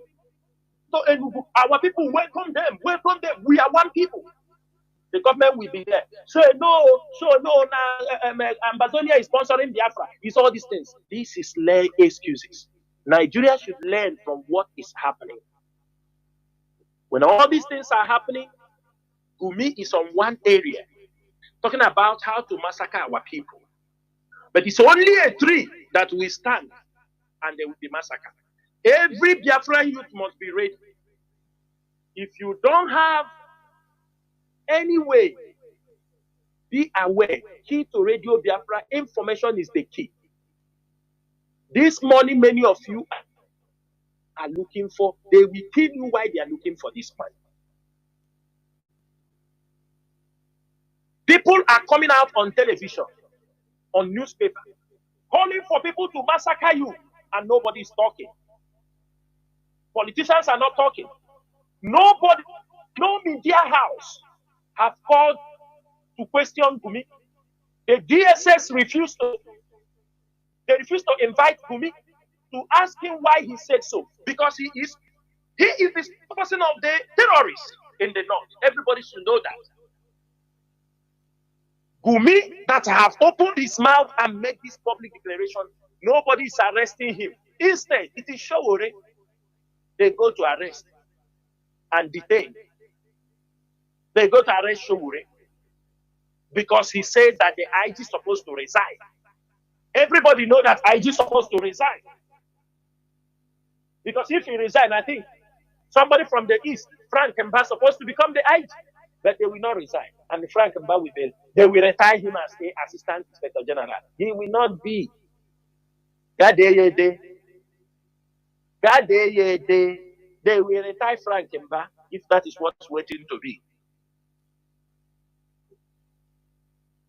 It is unfortunate that even our brother, Peter Obi, because he wants to be the Nigerian president, people talk, he's using, Gumi say massacre IPOB members and Igbo youth.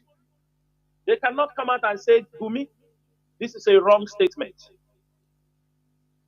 If it happens in Yoruba land, they will go and speak. They have sold their conscience because they want Nigeria to accept them.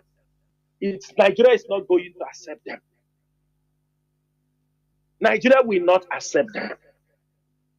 The earlier our people know these things, the better for every one of us. But one thing I'm saying this evening, those who know Sheikh Gumi, should tell Sheikh Gumi that we challenge him. He should leave the Igbo youth because the Igbo youth will not fight. Igbo youth are IPOB members. He should arm the Fulanis. Sheikh Gumi should arm the Fulanis to come and fight us. Let him arm his Boko Haram to come to Biafra land to fight us.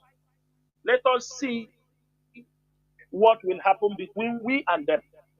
Calling our own people, our own brothers, we are the Igbo youth also. He's calling us to look, and in case you have already taken the contract to look for IPOB member, let me make it very clear. It's very simple.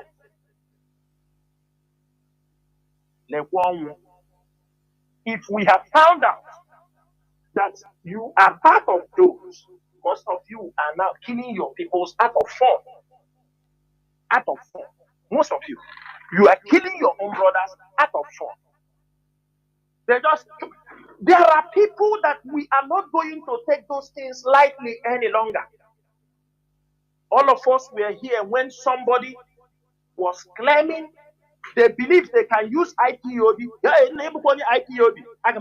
If anybody threaten you, that because you are IPOB member, if somebody threaten you, the police is saying IPOB. Don't waste any time. Report the person immediately. He is a threat to your life. Mazi, that is a very good. That is another thing we have to tell our people. Anybody, that is another thing. That casual statement should never be casual. Yes, that statement should never be accepted, whether it's in the beer parlor, in a joke, anybody, anywhere you are. Somebody tell you, now. The moment he open his mouth and say that, get his picture, get his location, report him. Even if it is your brother, report him to us. Report him to us. Don't allow somebody, because that is the word. They said, abundance of the heart, the mouth speaketh. Anywhere you are, somebody threaten you because you do business with somebody. He eats your money and threaten you because you are IPOB. Report him. Report him. Don't waste even 1 minute. You and somebody is talking something. He said, I will tell them that you are an IPOB member. Report the person. I'm not telling you. You have our inquiry number. Immediately report that particular person. Don't just give us full details. Full details. Biafrans, let me tell you people something, that our situation is very bad. If we don't restore Biafra, I'm telling you people, we are in a very big mess. We are finished. Remember, we are in a world where the world order is changing. Other people are getting their freedom. Look at the Sahel gradually. They are taking charge of their lives. Many people are taking charge of their lives. If not IPOB in this part of the world, our people are lost. Our people are lost. You people think running away is going to save us. Do you know that your brothers, some of your brothers who ran away to Europe, they go there? Sometimes you say, these white people, gay. Most of you don't know that it is also our people that are causing that the same problem. Because some of our people, because they ran to white people, they ran to their countries, they want to take asylum. They ask them, why are you running away from Nigeria? He say, because I am a gay, and I'm a Gina Woko, lesbian. Because he wants to take asylum. He take evil, he take abomination and put in his soul. They told him, because he wants to prove to them. Why they are watching you to know truly whether you are gay or you are lesbian. You will show that they want to know. Mazi. Yes. Yeah. At the end of the day, abroad, asylum. In order to prove that paper ya honacho, ye bido soro hakobantu. Obiro has soro hakobantu. Tomorrow they send him back to come to bring that particular way of life in our place. Some of our people in Europe, they are taking asylum as a mad, mentally disabled people. You don't know that the asylum paper they have, that he have resident in Europe, that resident paper, he is gotten asylum because he's mentally, do you understand me, not stable. That is a madman. You see him, he will smoke. You can have a little argument with him. You think police will take you home. Police will take him. They will see his paper. Where is the paper? Oh, paper, madman. They take him to the psychiatric hospital. He stayed 2-3 days, calm down. Yeah, this is the level our people has gone. This is the level our people has gone. And when they come, they bring those kind of foreign behaviors, evil way of life. They bring it in. That is what they bring into our society. That's what they bring in. Some of them will not come back and tell you, my brother, we are not taking it. No, he come to boast for them. He wants to show them he has arrived. Tomorrow, many of you enter road. Do you know how many of our people that are destroyed? If we want out, we have to call our people back. And how do we do that? Making sure that Biafra is restored. Making sure that our land is okay for us to come and dwell in it. People are tired outside. If we continue, our land will be overrun. All of you are here. People are calling for your extermination. And some of you are taking it lightly. They are calling for you people to be massacred. And you people are not taking it serious. Some of you are waiting. America, which America? Israel, which Israel? You haven't even supported your own people fighting for their own freedom in your own place, in your own backyard. You expecting people to come from outside. I saw a comment one of our brother made. He said, we don't share food again. We do. This is the ideology we want. We empowered people. That is what we are saying. I saw people, this is the ideology we want. Don't come every time you share people rice, beans, they televise it. You understand? You are not doing the society any good. If you can train them in skilled work, train them. If you can, when you come home, let it be the time people will come to tap from the knowledge you have. Your words can motivate them. Many of them, I live in a country that families have what they call duani. In Alibo, Obi, how many of us are going to our family Obi to go and discuss? Once every week, people gather, family members gather. Irrespective, if you have people who finish school, people who have problem in their workplace, that is when they gather. They don't gather to share money. They gather to ask in where you are working. Do you have difficulty? What do you want to do? Which work? Do you want a job? This is family within. Everybody, nobody. If you don't bring money, there is nobody. Nobody wants to take your advice. But they forgot. If those our brothers who have succeeded in businesses, you come home. Whenever you come home, is to motivate people. You talk to them and you empower them. There are some of them, they need only 1 million naira to start to change their life. It's not you come, you throw money.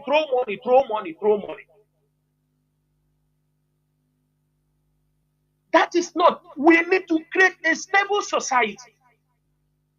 A stable society that every one of us will be contented with what he has. And also, I have another point I want to talk. You see these policemen that are jumping fences in our place, covering their faces.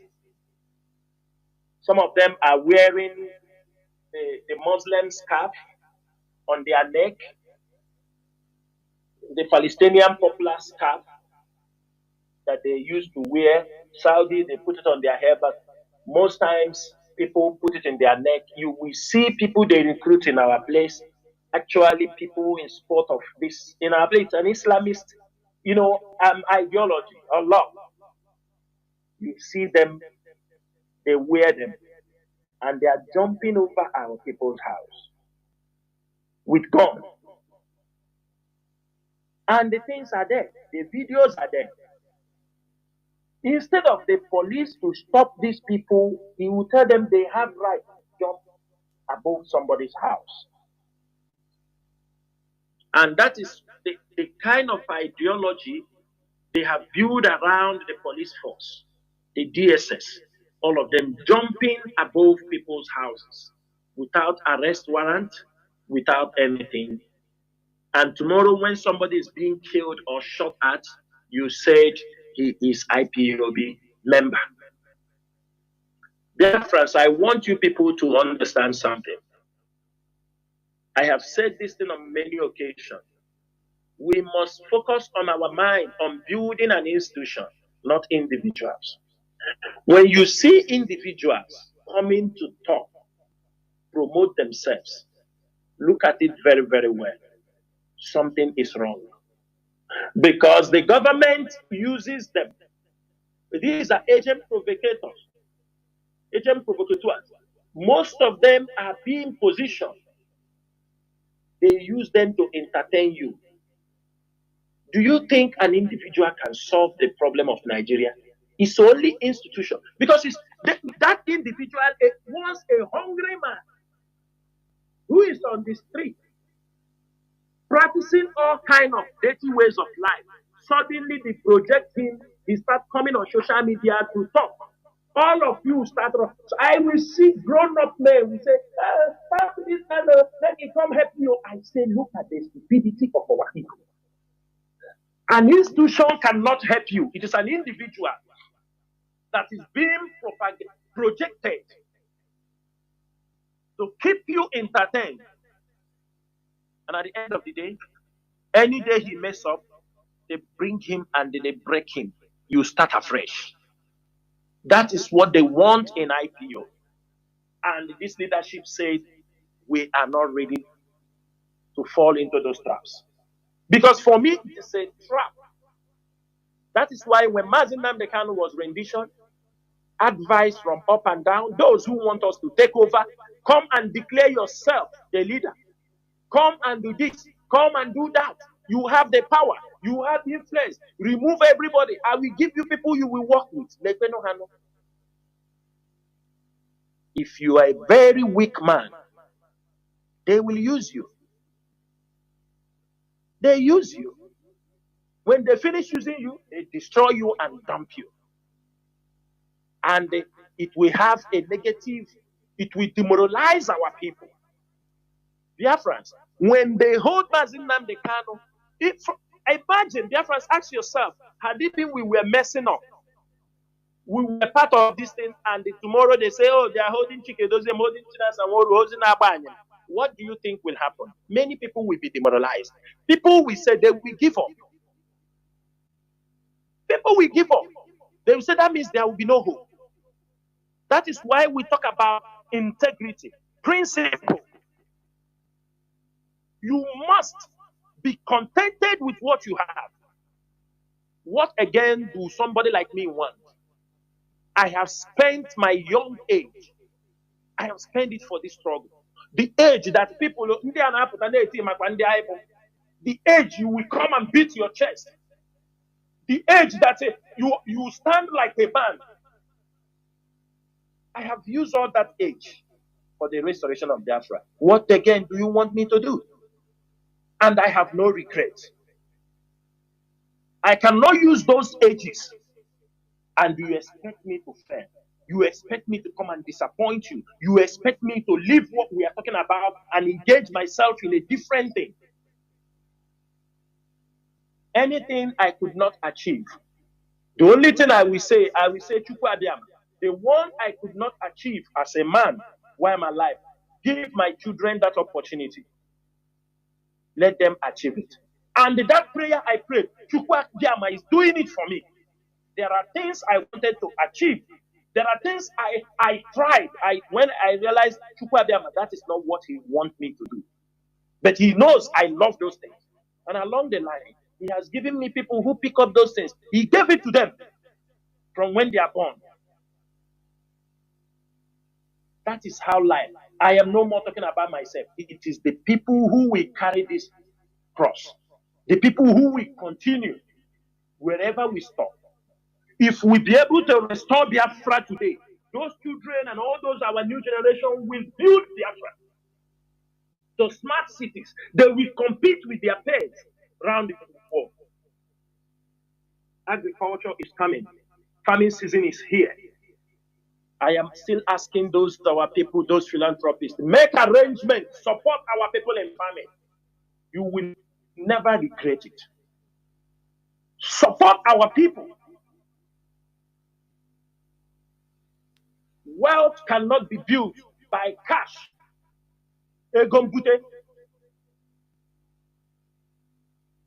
Wealth. If you come to this part of the world, you see the Arab people, it's the house, but they have wealth. Where is the wealth? Wealth is not because of the cash, it's the asset. Even people, these billionaires, it's assets. It's not by throwing money in the public. That is not what it is. Nobody will talk. The governor will not talk. And I'm making this thing very, very clear. If the governors refuse to stop, they must participate in this thing. The governors must stop. They must set up laws before they say IPOB have come. The attitude of spreading money in everywhere, making this show in the people with questionable character, people with criminal fraudulent behaviors. If the government do not step in to stop this, IPOB will do what they will never like. We will do what some of you will never like. Do that nonsense in Yoruba land, where you learn about those things. If you want to give somebody something, even if it is a wedding, you can bring him a gift, reasonable gift. You can put it in an envelope and you give to him. Most of us married. We married also, we see how people do their thing. For me, when I married, over 1,000 people was present in that wedding. All the gifts people gave, there is a notebook they put, you write your name, you put the amount of money you use and support it. You don't spread the money. You don't make noise to the social media. There are countries, if you go to some countries, more than 300 people are not allowed in any wedding venue. And you cannot lavish, government says you cannot lavish more than this amount. They know why they do those things. To curtail stupidity of the public. Because if you allow people will abuse the sanity of the society. I mean, government. I think in Vietnam or where, you cannot make wedding more than 300 people in your wedding. In Korea, it is by hour. You don't have time. 1 hour you finish, you move away, other people come. Our own people spend money after they have married, make all the noise. After 1 year, people told us you have divorced. Leave whether divorce or no divorce. But Mazi, I think I think Nigerian government banned this money spraying some time ago, which led to the arrest and detaining of Bobrisky. Yes. Mazi, if it's coming from Nigerian government, forget about it. They just want to use it to make money. I'm talking about in Igbo land, in Biafra land. That is where my concentration is. That one, they wanted to pick money from people. As immediately they put the law, many of them now go and settle them. If you want to make occasion, you first go and settle EFCC. Say, oh guy, go spray money, make una no disturb me. Mas, that is what they are doing. Giving in bundle and the spreading one. Is it not the same thing? Is it not the same thing, man? It is, of course. It's spreading money. Whether you spray it, people were matching it, or whether some have turned it up to $1. They go and buy $1. If you take $100, it's $1. They make it. They come and it's still money. It is still money. Whether it is Mazio, can I just 1 second? You know the origin of this spray. Our people is something we learn. It's not Yes. original to us. Origin of Yes, spraying it's of not. money, Mazi, It's it not. is from the wide west, the That Texas, is in it. America, the No, olden no time. Wambe. Yes, when they were, when some armed robbers, that time about all these things around the 18th century, 19th century, early 19th century, like that. They went on robbery with the horse. That time there was no car. So when the police was pursuing them, those people they have robbed. Now after they were running away, police were pursuing them with the horses also. Now they start throwing money so that the public will start pursuing the money everywhere, confusion, and they escaped. But all those people blocked the police. So that is the origin. All those things in our land, we didn't have it. We didn't, because I went cash before this akwụkwọ ego before. Ihe we ego ayoro. We don't, Igbo people, we don't spray money before. Mazi, please go on. Go on. So, Mazi, these are the things. We need to destroy these things. Very, very bad to our society. Also, I'm using this opportunity. We Biafrans living in diaspora, we have a very big role to play. A very big role. Let us make sure when our loved ones, we lost our loved ones, let us make sure they are being buried as early as we can. Because most of the problem is coming from we that are living in diaspora. We said, wait for us, we are returning back. Wait for us. The bodies, dead bodies will remain in the fridge for 1 year, for 6 months. At this culture, we must gradually do away with this culture. It is not helping our society. Dead bodies, people that cannot rest. The best thing you will do for any dead individual is to make sure that you bury them. The government have to enact law. Let us see. For now, they can say after 1 year, those who have not buried, they will map out places and bury them. We have too many unrest souls hovering around in our society because they are not buried.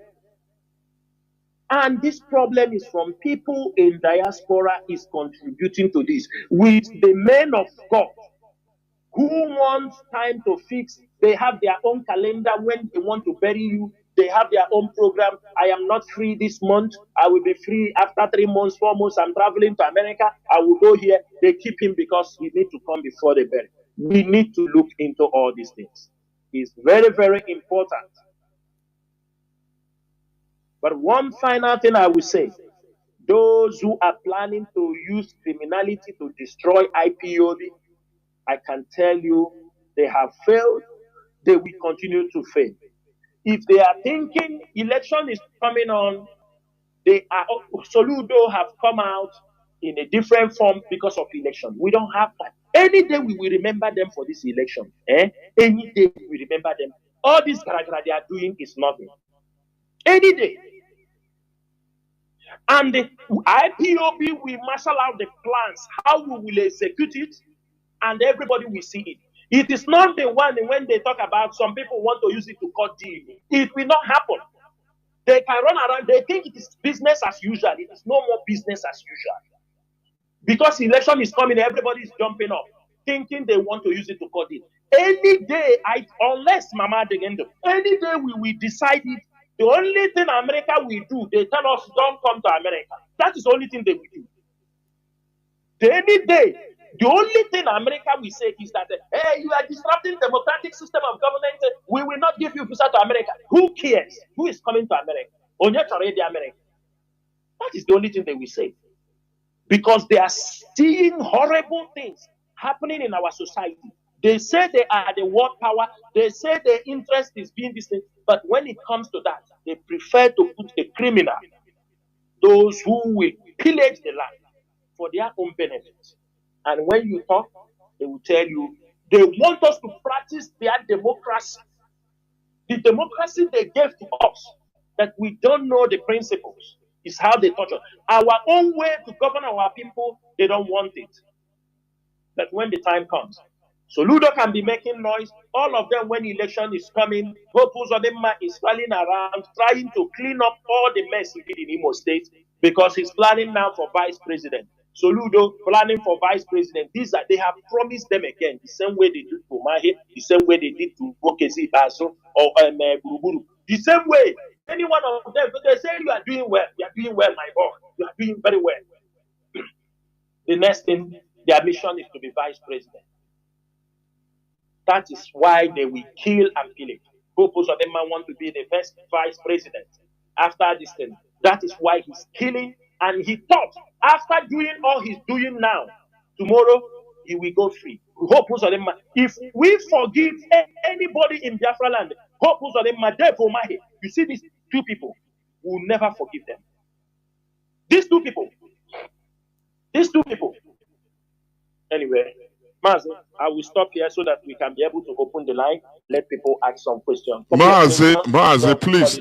Yes, before we open the lines, there is another thing also. One thing that many of our people, are asking about, like the confirmation or the affirmation by Supreme Court of IPOB being a terrorist organization in Nigeria. You know, the way that court ruling went and IPOB representation. So people are asking, why is it that is Aloy Jimako, who is not an IPOB lawyer, that was there? What really happened? What of our normal attorneys, our normal legal representatives?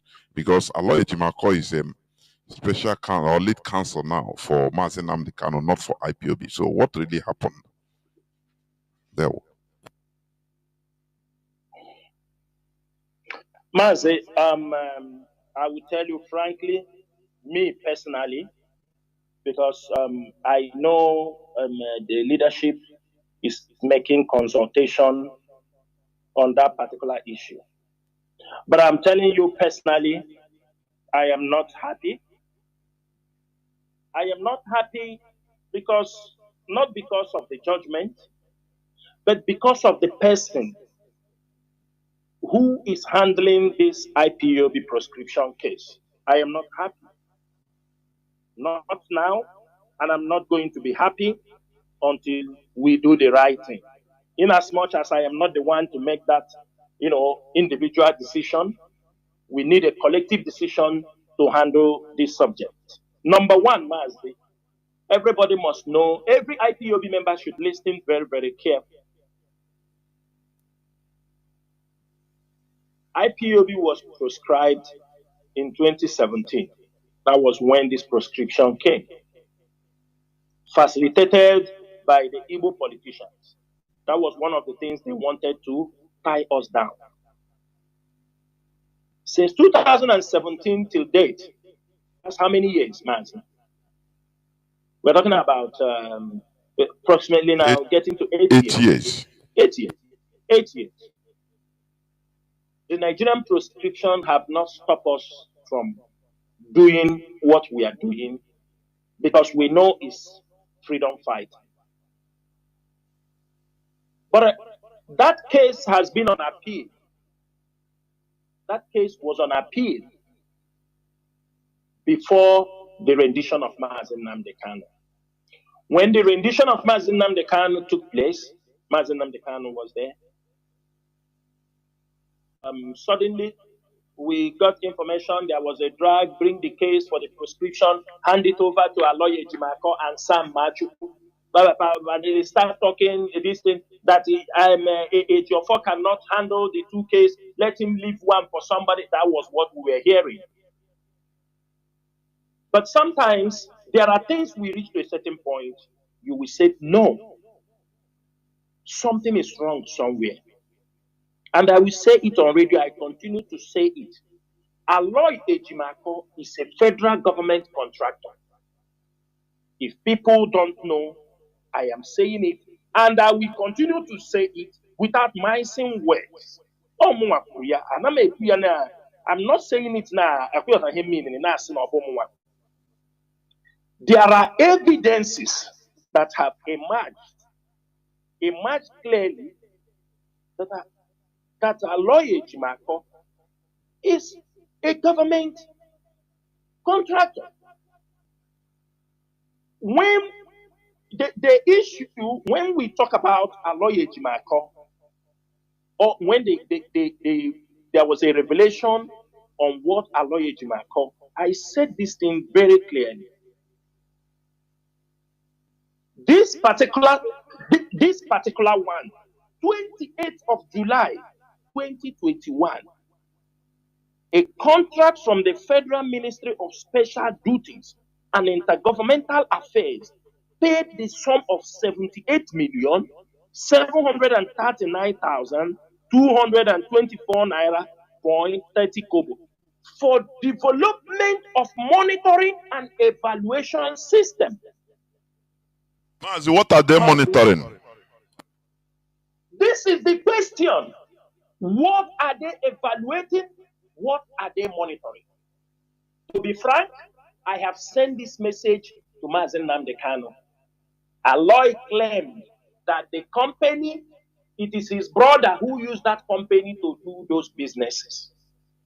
We are talking about a company that has Aloy name, his wife, his children, and all these things. Your brother have run with your company 335 million naira contract. Your brother couldn't open a company in his own name. That is the excuse he gave. Now, Aloy took over this case.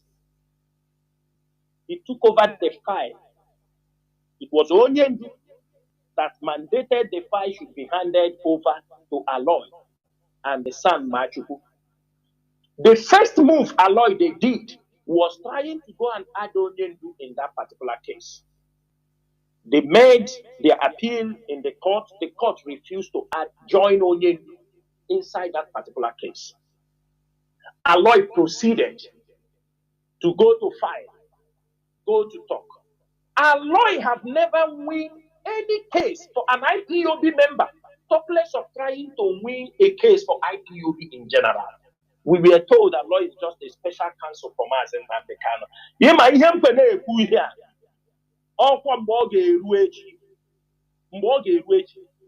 Aloy sepa aka na ihe gbasara IPOB case. Nobody can stop me from this thing. Aloy Ejimako is a Nigerian government contractor. I have been saying it. People don't want to hear. Now Aloy took our case. Somebody who in his life, he cannot bring out an IPOB member. How do you think it's possible Aloy can go to win a prescription case against IPOB? And when they will go the case, the leadership don't know. The leadership will not hear it. We will not know what they have applied under our name. I need it for all of us are part of it. Aloy will carry our file. Briefing nobody. Is IPOB for Mazi Nnamdi Kanu and the family? That is the question. Nobody asks them question. They just carry IPOB name. They are tying all of us down for something we don't know. Something we don't. Unanimously, people don't want Aloy Ejimako in any of these cases. Then ask me how Aloy is carrying our case. Going to now make presentation for our case. Tying all of us down. A man who said, if MSO he can destroy your IPOB. A lawyer of IPOB who said this kind of nonsense is somebody that is carrying IPOB case. A blue case, if I come out tomorrow tell you they want to destroy IPOB, will you dispute me? Can anybody dispute me? Can anybody dispute me if I tell you that they want to destroy IPOB? Can you dispute me? After that one, did you hear what he is saying now? Because they are using this IPOB case, looking for money, calling people. Government Jamaica, Italy, here. You don't know. You don't see what he wrote, that he will go internationally. Internationally. Are you telling America to come and proscribe IPOB? America did not proscribe IPOB. No foreign country proscribe IPOB. you want to go to America to go and file against them, asking Nigerian government to deproscribe IPO. Do you see how they are playing their own joke? It is only that is why if you say get away, all the cases say on billion. Mazi is becoming childish, honestly. If I'm reading all these things, sometimes it be very childish. 20 billion for very this, 100 billion for yes. No, it's childish. Because for him, it is a source of income. They will use it, call our people in America, and those government agents, in America, they give them money. I want to file case in Italy. And I file the case in Italy. What concerns Nigeria with Italy? Did Italy proscribe IPO? IPO is legal in Italy. It's in Israel. It's in Jamaica. It's ndị Igbo sịkwa n'ọba asịrị kata elu ewere ogugu dutuo ya. Onye akwu okwu ije gbara ya akwụkwọ na court. People onye kwuhala ije gbara ya, knowing quite well that as long as Nigeria proscribe anyị ọ rọrọ ahụ gị we were a case. Ha sịrị na anyị bụ terrorist group. For me, we are not terrorists. Nigeria can like, if they like, they take that cover of terrorists. But what I promised them this evening, if how were under this cover, you kill IPOB members in the name of terrorism. Anybody we see kill any IPOB member, any Igbo youth, because IPOB is this. We will smoke him out. Who cares for their law? The law that is meant to kill us and destroy us. They have their law. Did the law stop us to do anything we are doing? They know the law is not right. They know what they are doing is to use it to suppress us. They make a law. The law that said release Mazi Kanu, they refuse to release him. The law that have said pay this, pay that, have they done so? This is what Aloy is doing. Aloy Ejimako is a government agent. Also, I am telling you the right thing. I am telling you the right thing. Alloy somebody contract from the day Biafrans in Nnamdi Kanu, contract upon contract, contract upon contract, contract upon contract, contract upon contract. When we launched agriculture program last year, when we launched that agriculture program, you see them May 10th, 2024, a large payment was made into their same thing, 169,200,000 naira was made by the Federal Ministry of Agriculture and Food and Scarcity District.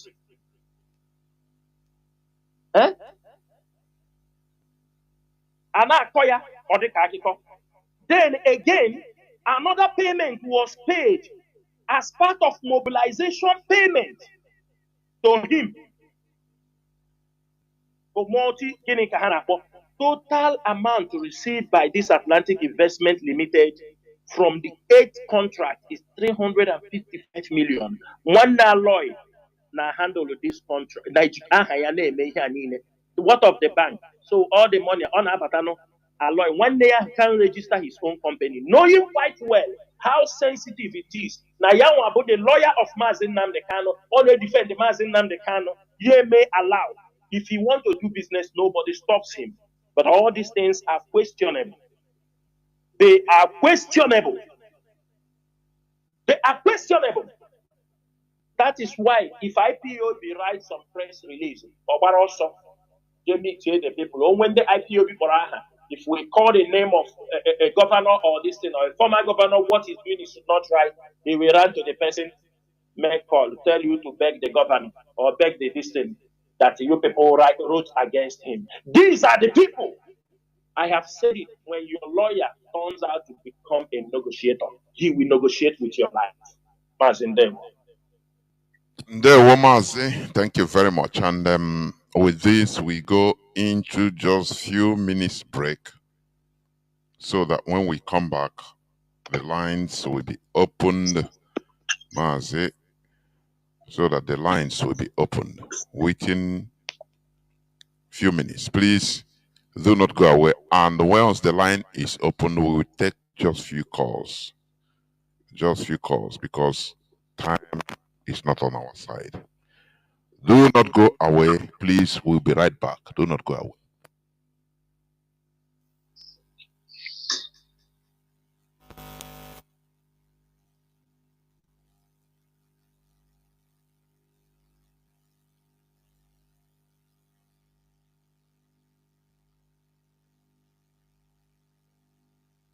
One is one North. That's what Northern Elders Forum, where we have... That doesn't exist. No, but they keep enunciating that argument, one North. What's your take on that word? And where is even the middle belt? Yeah. You know, I asked that question deliberately because somebody was speaking the other day and he says, I don't know where the middle belt is. That's what, who was speaking? Babacha Lawa, former secretary to the federal government. He said, I don't know where the middle belt is. Yeah. Are they going to say we in Adamawa are the middle belt? Where is the middle belt? And what is your take on this idea of one North? Thank you very much. That monolithic North is dead and buried.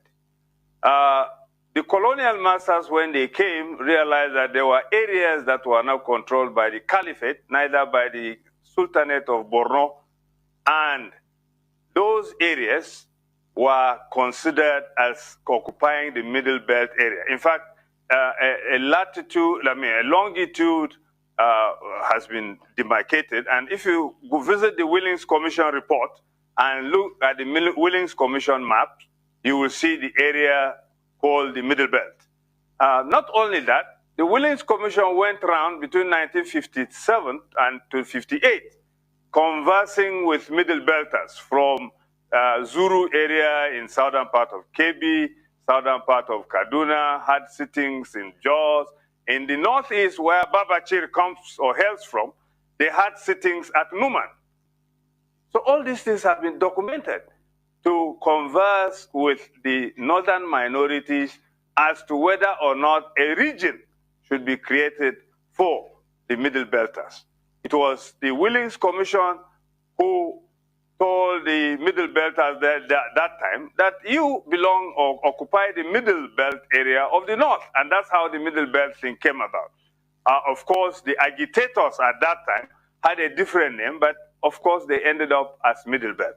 So for Babachir, a Kilba man from Adamawa, to say his area was under either the Sultanate of Borno or the Caliphate, he's wrong, because it was never under them. So and that is the area called the Middle Belt. So he's of course, he is from the Kilba nationality in Adamawa State.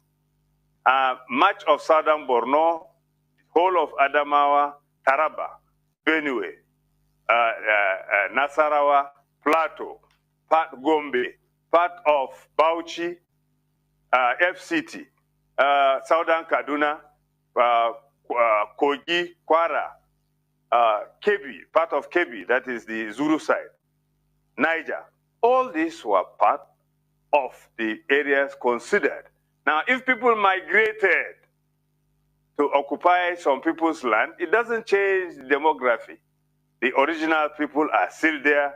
They are Middle Belters, and we call ourselves Middle Belters. And that is who we are.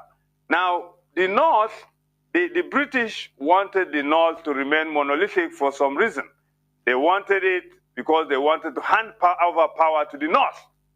And they used Middle Belters to beef up the population of the North before independence.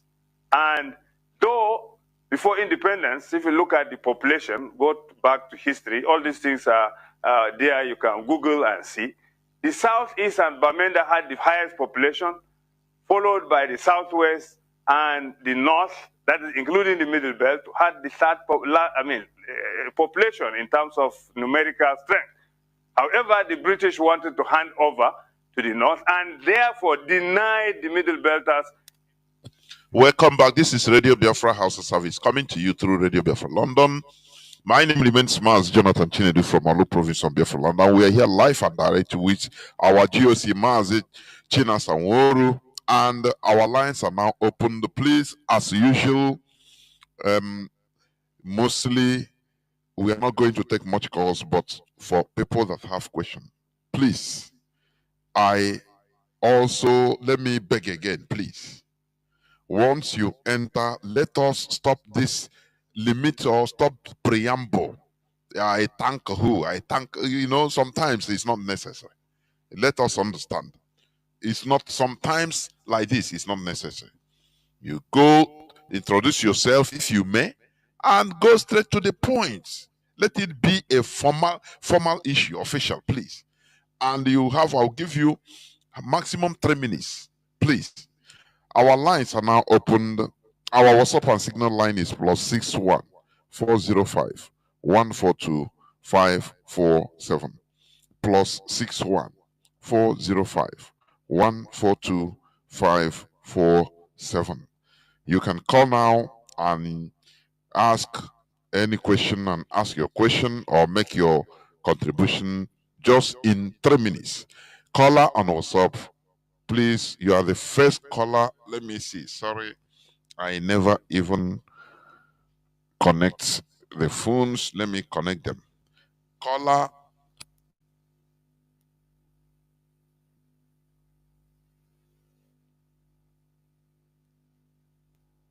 on WhatsApp, please go on now. You are on.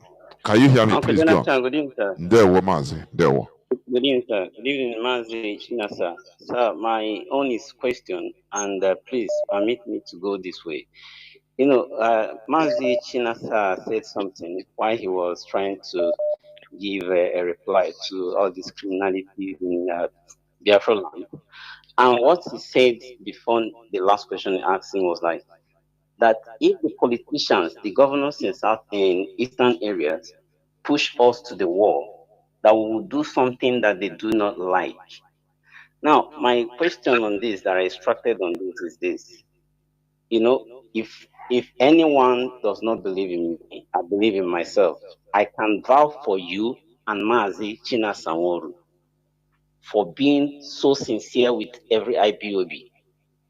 The question I'm going to ask might seems as if I'm trying to. Mazi, go on. You have another 2 minutes. You are rolling around. Ask your question, please. Now, the question is this. Does it mean that some people among the, director of states are incriminating you people, both of you, or maybe blackmailing you people, that seems as if we have what it takes to do what we need to do and get ourselves from this criminality, and you people are just like taking it easy?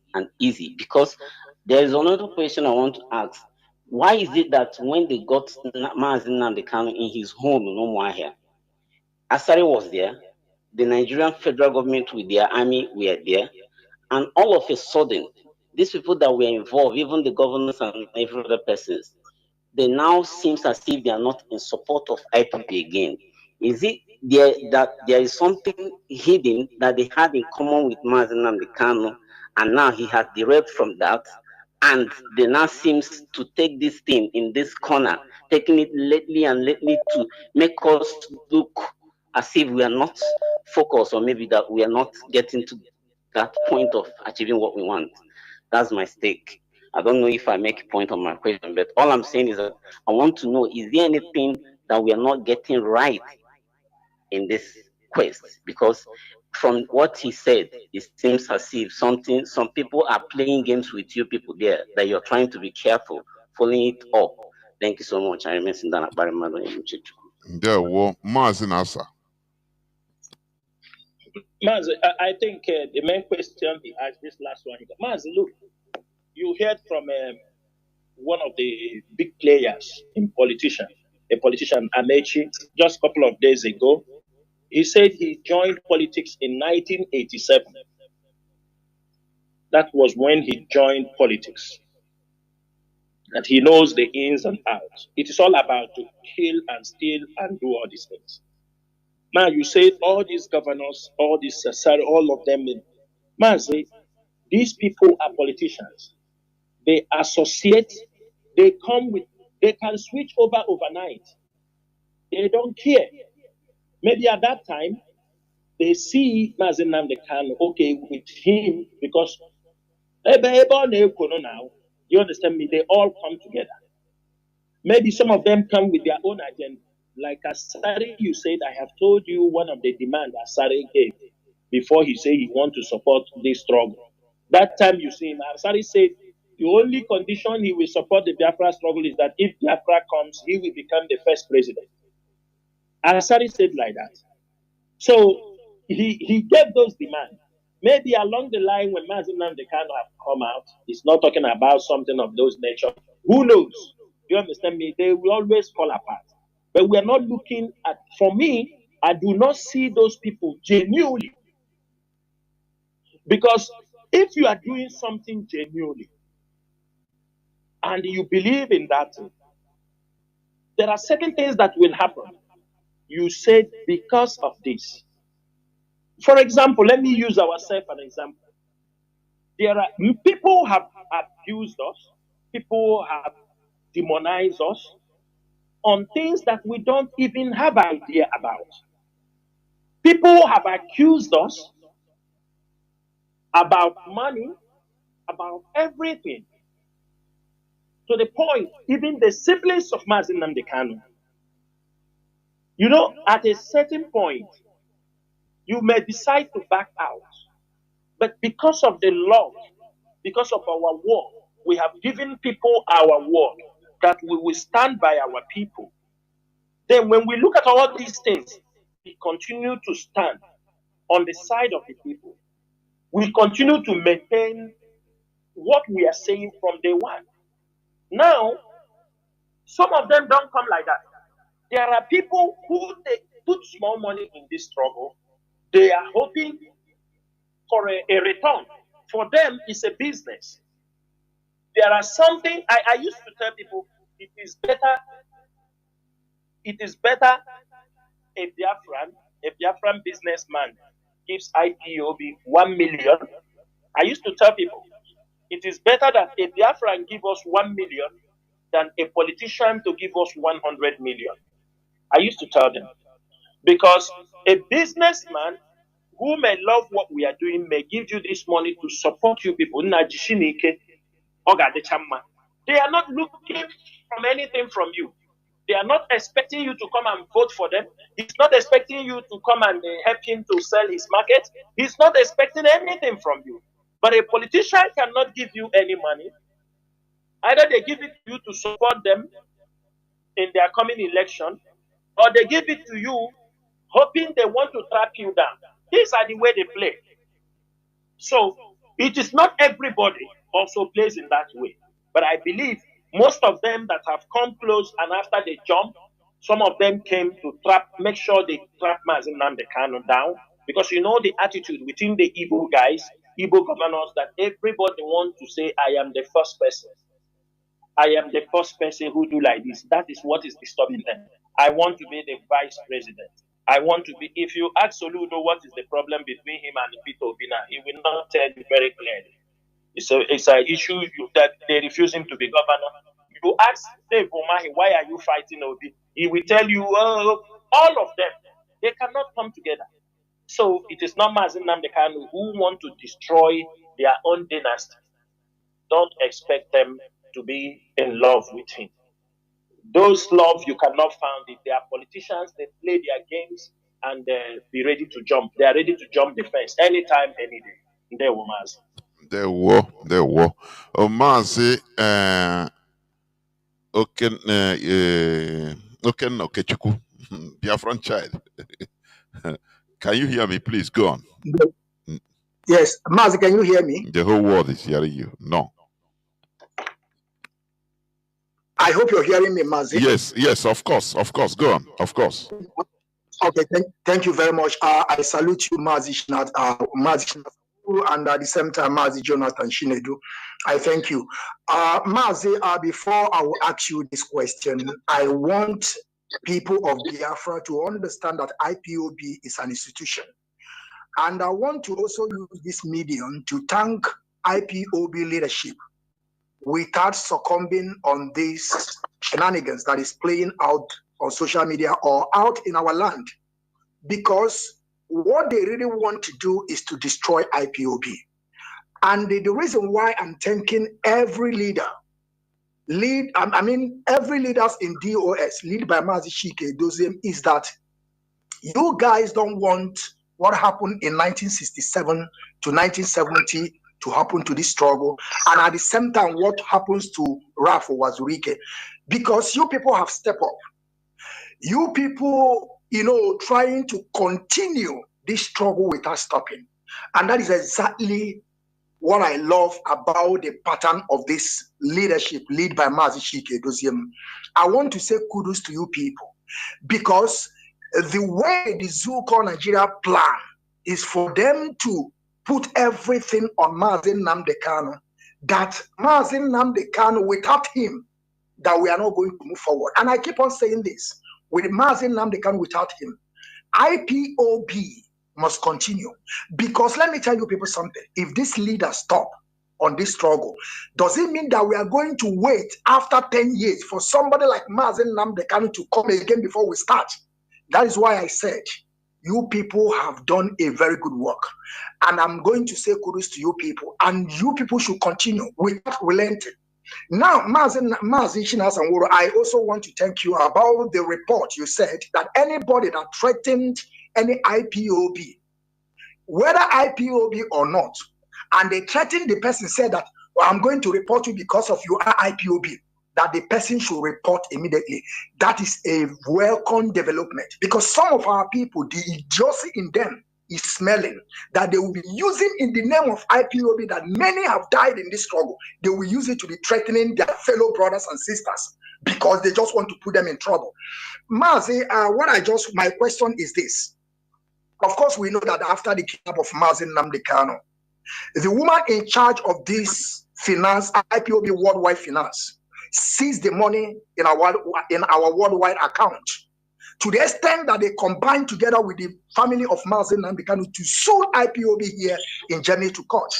Now my question is, how did IPOB leadership, led by Mazi Chinasa, manage to control and sustain the mess on the ground? Because what happened, what we saw on internet, which is the fourth anniversary of IPOB, shocked everybody. How did you people manage to do so? I just want you to tell us. Thank you, Mazi Chinasa. And you must continue. There were Mazi Chinasa. Mazi, I'm shocked. I have to be frank. Let me tell you something. I was talking with one of our comrades. Along the line, when you do these things, you see some money, you will lose some money.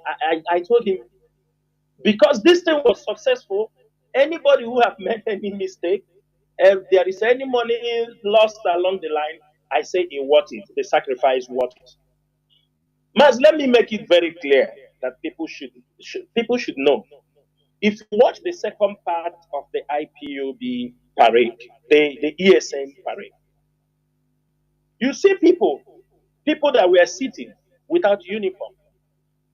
These are people who could not participate because of no enough uniform, no enough to partake in the training, in the parade. And I want to say something. That's to show you that ESN is very intact. And I was in one space one day, somebody said, do you know that no more you people have lost IPOB on ground? I laugh at him. I told him it's a lie. Because me, Mazi Chinasa, before the death of Ikechukwu, our former national coordinator, may he so rest in peace. When all these problems were happening, when they were trying to divide IPOB, when they're trying to destroy IPOB, there were people, when they come out to see Mazi Nnamdi Kanu, they bring horrible messages. But it's not something we come on air to talk about, but it's to show you people how far what we have endured. There are people, the moment they step out from that particular place to see Mazi Nnamdi Kanu, they go straight to some IPOB members that they know. They will tell them, do you know Mazi Nnamdi Kanu? You understanding me? We don't work with the DOS any longer. He don't care. He don't want them. They will talk. He told them. They will tell them, if you know what is right, you people follow the siblings of Mazi Nnamdi Kanu. I'm telling you what is happening on ground. And with those messages, with the people who say they are getting message from Mazi Nnamdi Kanu direct, they start dividing IPOB families. Some started forming their own ESN. On ground, some followed the Berima. Some followed the team of Mazi Nnamdi Kanu siblings. The family is this thing we are doing is not by our power. It is the power of Chukwuka Abiyama. He is doing a lot, and we have people like me. I have made myself a vessel. Anything we will do to keep this hope ideology, we will keep it, because the plan is to destroy IPO. That's why that's why I'm always bold enough. Anytime I come on radio, I am very bold to defend ESN, and I'm very bold to defend IPO as a family. For the people I know, the people I communicate with, I am bold. I will defend them. I will speak. Ikechukwu and his team will be touring Biafra land. If you see people, coordinators, executives, if you see people, imagine like you are speaking to a state. You can see the number of this reserve, ESN reserve, a state, just only executives. You see them, you are addressing them, talking to their issues, telling them there is nothing like that. It is just all to destroy IPO. Some of them will go to the length. Some of them will go to the length. They will call people, told them, I just came out to see Mazi Nnamdi Kanu. He said, you people should not, he said, I should tell you people, you should not listen to Radio Biafra again. Are you not aware? They will come out to see Mazi Nnamdi Kanu. They will call people. They will send people. Are you not aware that Mazi Nnamdi Kanu gave instruction nobody should listen to Radio Biafra again? He said the radio now belongs to Chinasa with form. All these people, they have forgotten their own radio. If you want to hear what is happening, come there to listen. All these things were mechanisms put in place to destroy IPO. It was not enough. Everybody were here when Mazi Nnamdi Kanu's sibling, the one they called Fine Boy, visited Switzerland. From what agreement he had with the people holding him. He came to Switzerland. The coordinator is alive. He told them, why are you people? There is nothing like ESN. Because none of them have access to the men on ground. The foolish ones that were able to follow them have followed them, and they have put all of them in the jail. Most of them killed. They have all scattered.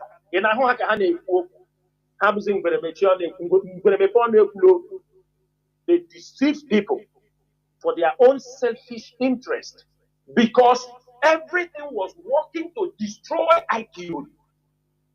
Had it been we have the fund we need, if you people see ESN, if you see ESN, these are men. I want to ask you people, do you think it is easy to gather these men with the insecurity, with how they are looking for us? Everywhere they are looking for us. You think it is easy to gather these men, the fund, to bring them? Some of them pay for their own this thing. They say, don't worry, we understand. Because the ideology has been inculcated into our people. Let me tell you something. Let me say this thing. It is for Gumi that is planning to. I was listening to one senator. I was in the background listening to what he was saying That was when Mazi Chinasa, he was telling it with the Yoruba people. They were talking. He said something. He said, I want you people to take this IPOB people serious. Take this Nnamdi Kanu and these boys serious. Because this youth, this younger generation, they are reading, they are understanding what these people are talking is the right thing. They might be our children. And that senator, he was a former senator, he said, I became worried when I raised the issue of IPOB and the Nnamdi Kanu in a negative way in my house. My children, all their faces changed.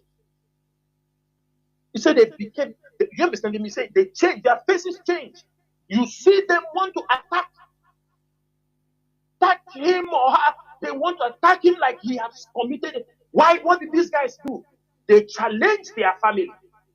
He said, that day I start to understand that this IPOB, they have built their people even in our homes. Their sympathizers are in our houses.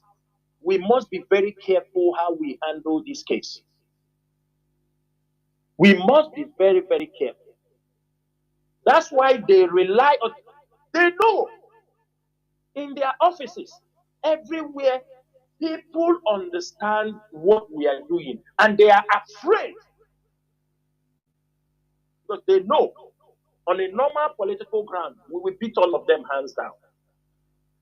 Mazi, it is because our people who maintained the ideology for the restoration of Biafra, that because we do little with what we have, and the men come out with all their heart. These are people, we don't pay them any money. Not like those people come and say, we are paying them. We don't even have money to sustain them. But the little we have to make sure we provide some of them their feeding and all these things. That is all. They continue to fight. They fight with knives against the Fulanis. They do anything in their possession, they fight. We are begging our people. Are they supporting? They are not supporting. Mazi, I will not tell you it is our professionalism, but I believe the men have seen we are sincere. I have nothing to hide for them because of tomorrow. I may be here tomorrow, and if we have, we said we have. We don't have, we don't have. When a request comes, we don't have. We will table it. I will table it to the Mazi dossier, and he will try his best. We don't even have where we can step our hand now and take one, because the moment they hold Mazi Chinasa, no, Mazi, I understand. No. Mazi, even though our enemies know, but I'm talking to our people to come out and support. Mazi, it doesn't matter. We don't have the money. We are not paying them. So anybody come and say we are paying them, we are doing this. But this is an ideology. That is what I want to portray. The ideology is there. These men, if they lay their hands, like Nigeria is talking, if they lay their hands, say, come and kill people, these men can enter the city and no city will remain. They have to know that. These men they see there has been trained. That if we say, leave the gun, we enter the city, they bring people down in just few seconds. Most of them will bring you down in few seconds because they have been trained. All those men you see there, they are not ordinary men. It is because they want Biafra. The ideology is in them. They can never surrender. They can never. We continue to shout here, support ESN, support IPOD. Because the moment you support them, we can do our best. We can no more hide it. We can't claim. Because some people, as they see ESN, don't be surprised as see ESN. Some will use it to go and take money from people. Some will use it, that video, go and take money from the people and claim something they don't know anything about. Mazi, it is the support, especially I will thank the IPOB hero. I mean, I have to say it the way it is. the IPOB Europe, I will always have. You know, when Onyendu said, he said America is a no. You see Europe.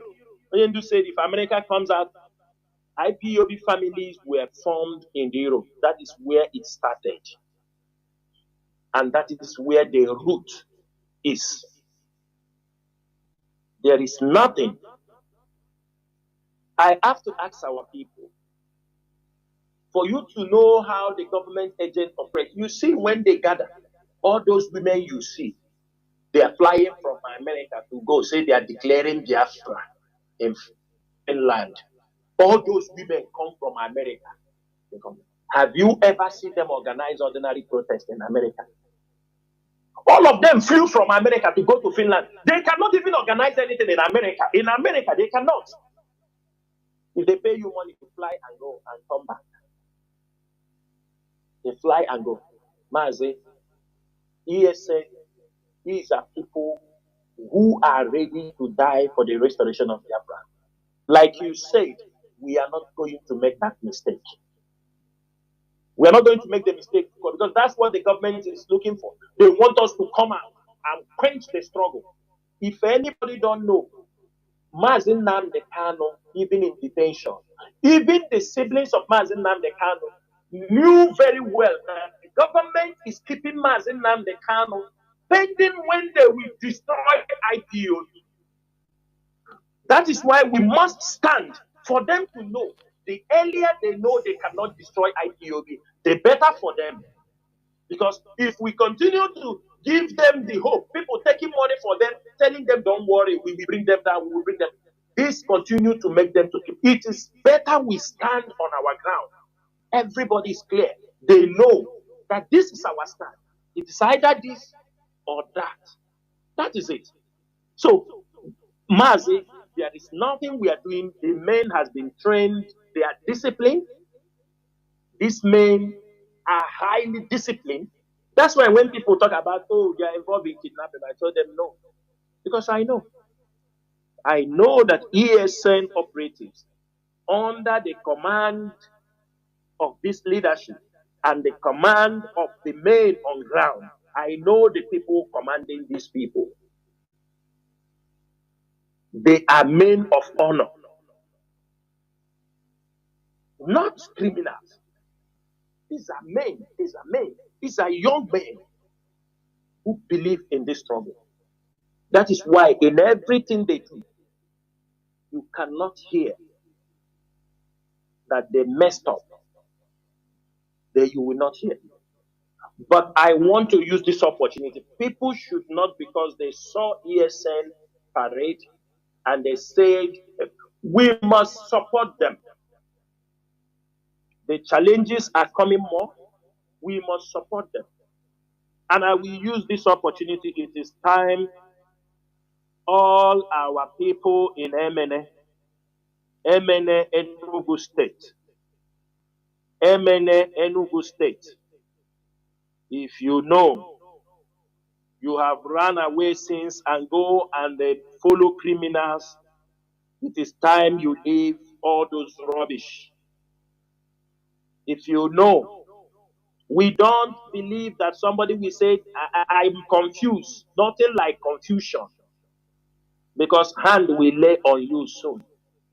If you are collaborating with people coming into your community, if you are going to take money from the Fulanis to make sure you bring people, it is the new business.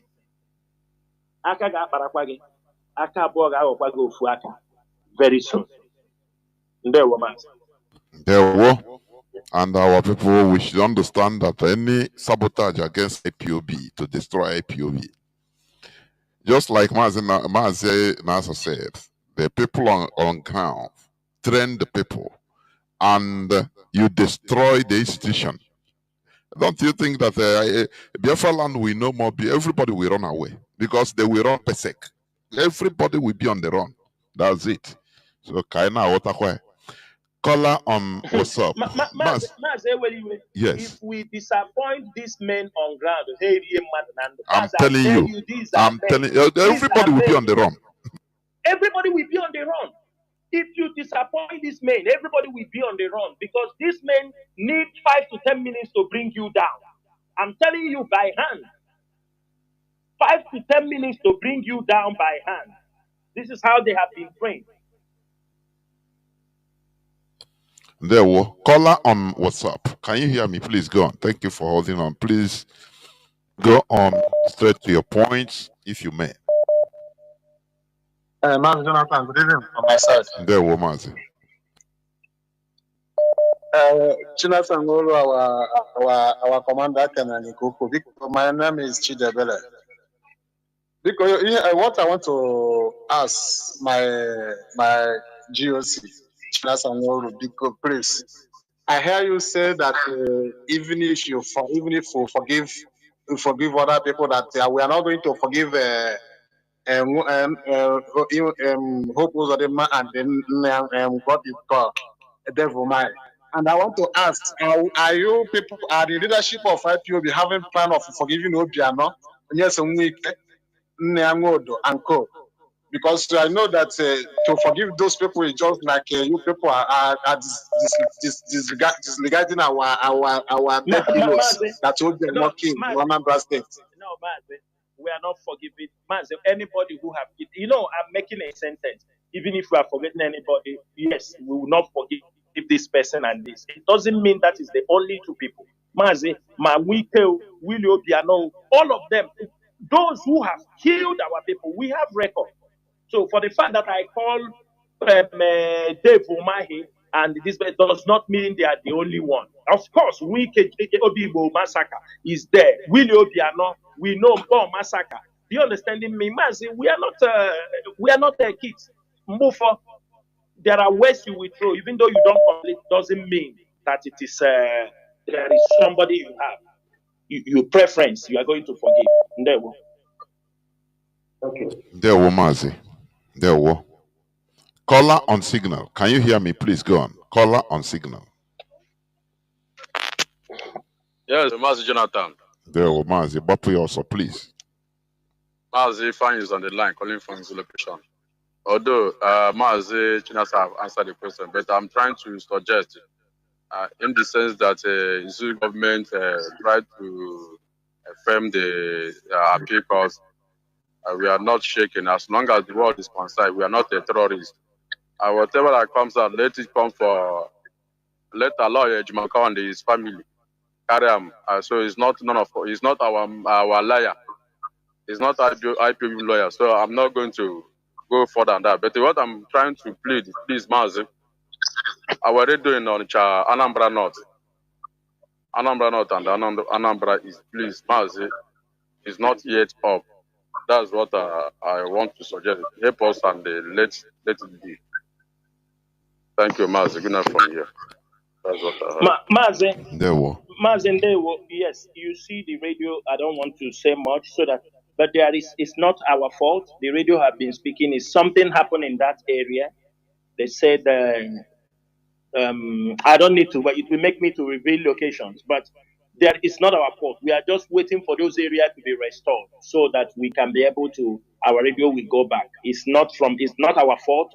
It is from what is happening in that area. That is the reason. So I don't need to, tell you what is happening in order not to send signal to the radio. But the radio will be back very soon. It will be back. There were Mazi. Caller on WhatsApp, please go on. Bapu also caller on WhatsApp. There were. People are calling on WhatsApp. I'm having more than 800 missed calls. Go on, please. Yes, good evening from here. Mazi, can you hear me? Good evening, The sir. world is hearing you. Please go on. Yeah, thank you. Thank you for having me and thank you for your program. Mazi Chinasa, I greet you. Mazi, you mentioned many things here. Mazi, I will make it short because I know many are calling. Mazi, my name is Mazi Madapuchi. Mazi, what I want to say is just a question. My question is this, Mazi. You said that they take a file of IPOB and give to Ejimako. Ejimako is not an IPOB lawyer. After Nnamdi Kanu, the next people that in lead of IPOB is DOS. How come that Ejimako handle IPOB case? How that thing happens? Who submit IPOB file to Ejimako? That's my question. Mazi, thank you for having me and God bless you. Thank you. Well, there were Mazi. Mazi, I said it very clearly here. The file was handed over to him by Mazi Nnamdi Kanu. As they are going there, we heard that it was on the reason that Ejiofor is handling Mazi Nnamdi Kanu case. Let him himself handle that one. That is the information we got. That is how our file went into their hand. There we go. There were. Caller on signal, please. Go on, Mazi Izu. Mazi Madabuchi. There we go. Go on, please. Yes. Good evening, Mazi Jonathan, and our GOC, Mazi Chinasa.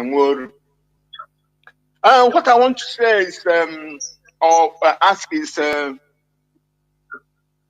have we had how many people from the east, that is the south and the southeast so-called, who we get, who are among the 5 million who we get palliative from the Nigerian government? They said they will pay 5 million people. They will pay them 75,000 naira as a help. Are they assuming, as usual, that everybody in the southeast and south, that is the total of the east, are all millionaires? And on the lighter note, Mazi Chinasa, I beg you to correct people when they call you Nworu, because our people, some of our people don't know the difference between Ebe and Ebe or Akwa and Akwa. Oru is a place, the name of a place. And so if they call you Nworu, it's the toning or the denoting another thing. So thank you if you have anything to say about this sharing of palliative for Nigerians, where they always exclude Biafrans. You cannot tell one. There were. Mazi, thank you so much. Mazi, I want to say something. Me and Mazi Chinasa was talking about this thing even before broadcast. Mazi, we cannot expect palliative. Everything we do in Biafra land is by our autonomous. They say we're autonomous. We give our people electricity, we build road for our people, we build schools for our people, we pay everything. The autonomous we accepted. So 5 million. How many Alamajiri they are going to give it in the north? This is something, if they want to steal money, that is how they take. Does Nigeria have the data to know who they are sharing the money? 75,000. Who and who? Who and who? But these are not, I don't want us to always, that's what we are saying. Our people who are coming to showcase money, fraudulent money. And at the same time, we are crying that our people have no job. At the same time, we are crying that our place in the underdeveloped. Have anybody asked himself, if we are crying that our places are developed or underdeveloped, and the people are taking the video showing people that you are spending almost 1 billion to make a burial. Mazi, do you think anybody will try to help you? Of course not. That your people, we are shouting we don't have a job. And some people are spreading money, wealth, in a village where there are no roads. How do you think the people will help us? How do people will believe? I have this experience. I was having a business proposal years back with somebody, a very influential person, from when we are talking about the business, I'm talking about the percentage that I supposed to get from the business. He's an Arab man. You know what he told me?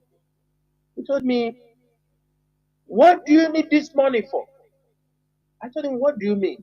If all this money, if you take it, you will end up you go back to Nigeria, you go and buy big clothes and you spray the money to the people. You don't know what to do with money. How you get this so that you can go and spray the money? You see, this is social media. You don't mean no, you can't get that because I know for sure you are going to spray the money. You're not going to. You're not going to. You see the mentality they have. Some people have gotten. Mazi, they are right because he's talking about what he see. That is it. So we don't know the use of money. Even though he say it jokingly, but he mean it. It is a mindset. All these things our boys used to do. When they got their money, they go to the nightclub, they buy new shoes, they will stand on the table, carry champagne in the hand, so that people will see them that they have arrived. Mazi, these are the problem. I don't see anybody expecting such money. Besides, they never say the money, this amount will go to the east. They didn't put something like that. And you ask yourself, how would they give it to you? Mazi, you know one thing our people don't understand is this. When we talk about our place, for us to be food sufficient and many things, have anybody asked himself, what do we even have? Think about that houses we are building. Just think about the houses. Mazi, apart from the sand and the water we've gotten in our place, in all that thing you use and build that good place, tell me one thing you brought from Biafra land. Mazi, tell me, apart from the sand and the labor and the water, labor is not even all of them. Mazi, from cement to iron to roofing sheets to wood, even the doors, nails, furniture, everything they do, all are imported into our place. All. Light, electrical, name it. But fabrics they use, even if you see some making chairs, the fabrics are imported. Wood, doors, we don't even have good doors. It is all imported. We can't. Somebody can tell you, oh, Anna door, door will like Anna. Which door? These are the challenges. Don't expect anybody to give you. They didn't mention Southeast. You people cannot be spreading this money. Then you at the same time, you want people to give you something. You people already have money. You are building mansions in your villages. And those people don't know they are also, you understand me, doing things that are affecting this struggle. Because when you go and talk, the people are showing them these things. Look at the people say they are marginalized. Look at their houses. It is not that it is government money. It is not money we make. It is all our hustle. One connection abroad or the other. Mazi, let me say something. I think in one of the programs, one of the space program I found myself, I have told people I am Chinasa Nworu. Chinasa, not Nwa Oru. No, I am not Nwa Oru. I am an Ngwa man. In Ngwa land, we don't have the word Oru. In Ngwa land, Oru, we don't have it. What we have, Oru, what Anambra people call Oru, we call it Ohu. Ohu. And the Ohu, in Ngwa land, we don't have Ohu. We don't have slaves. I am Chinasa Nworu. How do my name come from? My great-grandfather? They say from Oru Kingdom. Most of you know that Mpise is also, they said some Ngwa people, they migrated from Mpise. And everybody's supposed to know there was an Oru Kingdom during those days. Like some of you are going to TB Joshua when you have difficulty in family. They say during that time, people who don't have, that is where some of them go to Oru or Igwekala, all those times. That my great-grandfather went each of that time in Oru Kingdom when he was looking for a male child. And going there, By the time he arrives, it used to take them like a 1 month journey because they go by that time by leg. By the time he goes and come back, the wife was pregnant. Ya boya nwa oru nwa gatara n'oru in Oru Kingdom. I am making it very clear to explain to people. I see sometimes people come on out of ignorance. They say, "Well, I am not an Anambra man. I'm an Ngwa man, and we don't have anything like Out of what mischief, not Oru." ignorance. Out of mischief. Thank you. It's out of mischief. Thank you, Mazi. So that is what my name is, and I am Chinasa. Woru is very simple. Ndewo nwanne. And let me say for people to where I come from the lineage of warriors and kings. If people don't know, we live in the beginning of the town, we live at the end of the town. That is one thing some of you don't know. Ndewo. And Mazi, to add it more, they said we Igbos, we are one. We are, you can see the family Amomara. We have it in Nnewi, we have Amomara in Nnamdi, say we have. I am so from Amomara Kingdom. Do you understand me? Amomara have their all scattered all over Igbo land. If you are from Amomara, maybe we may have a link. There may be something connected. Amomara, there were. Caller on WhatsApp, I wanted you to be the last caller, but caller on WhatsApp, please go on. Can you hear me? Please make it brief. Yes, Mazi Chinasa. Good evening. There were. Mazi Chinasa. Good evening. Good evening to Biafrans all over the world. The question I want to ask Mazi Chinasa, this is Gobuso, Chiku Buzo Wachu Kalimwe Kamali Pamade from Agule, Idu Imedi Ancient Kingdom in Biafra land. Is it not yet time that IPA leadership mobilize our people to go to Abuja? Since all the legal case, the legal shenanigans, we know what the Nigerian government is playing about. Is it not the right time for our people to march to Abuja as our civic responsibility to demand the release of man Kanu? Is it not yet the time? Since IPOB has been doing protests, why? I believe that Abuja is not in hellfire. And we, the Igbo youth, I believe that if IPOB should say, let's march to Abuja now, everybody is ready. Okay, Mazi. Not our God.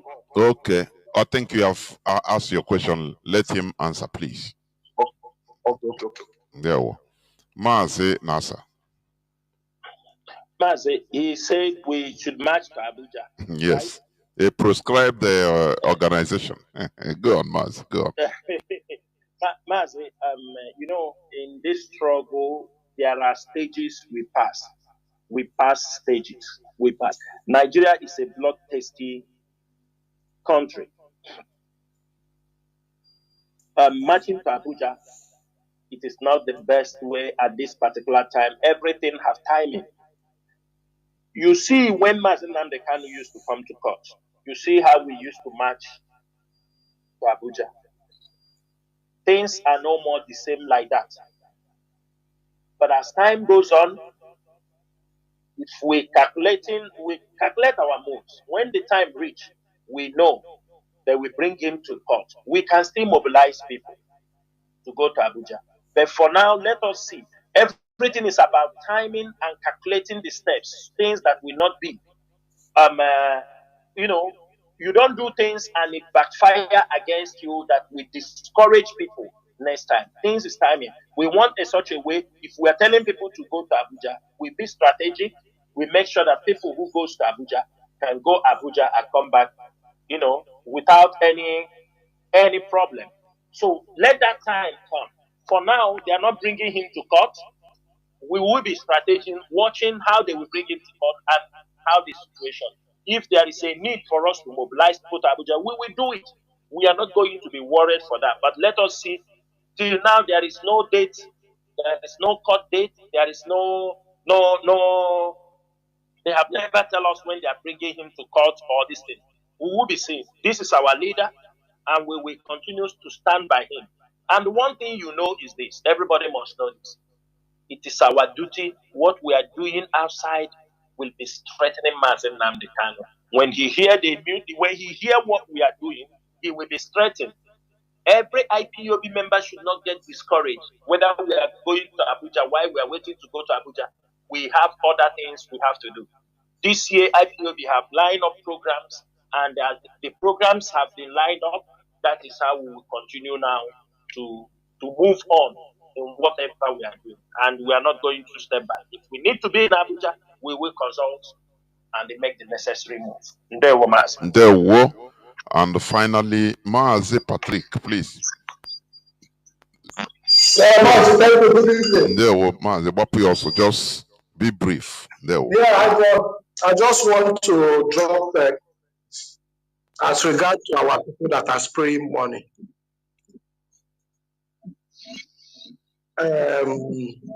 It's important we understand that majority of these people spraying money come from a poverty background.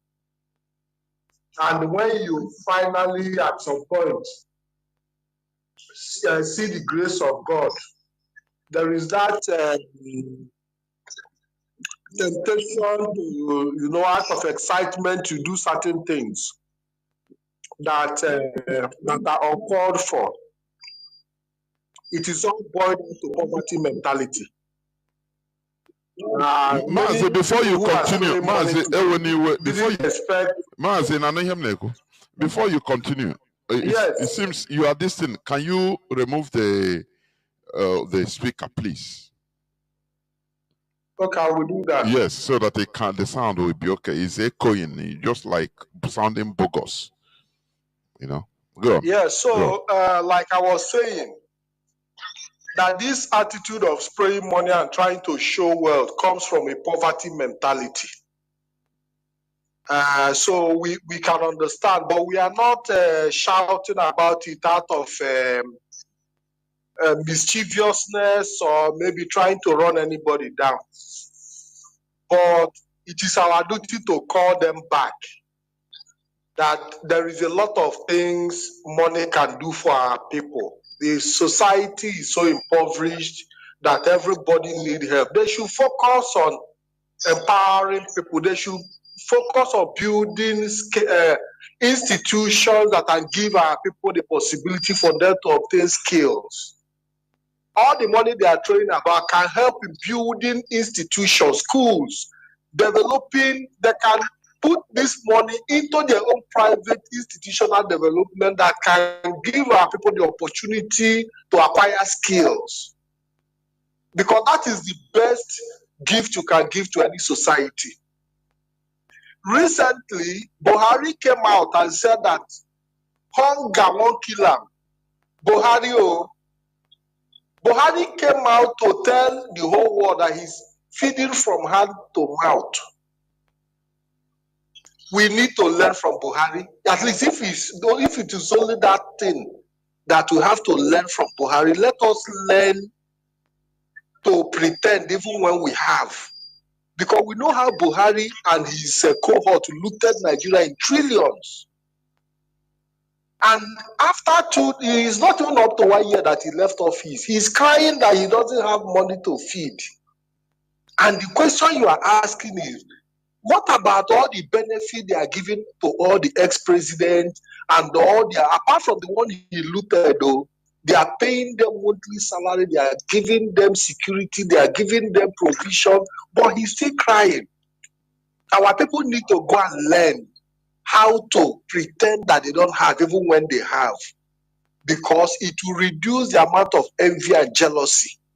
It is part of the problem that we have in the zoo today because of our flamboyant lifestyle. When you show up too much of your wealth, you attract envy, you attract jealousy, and you attract enmity. That is the message I want to leave. Thank you very much, Mazi.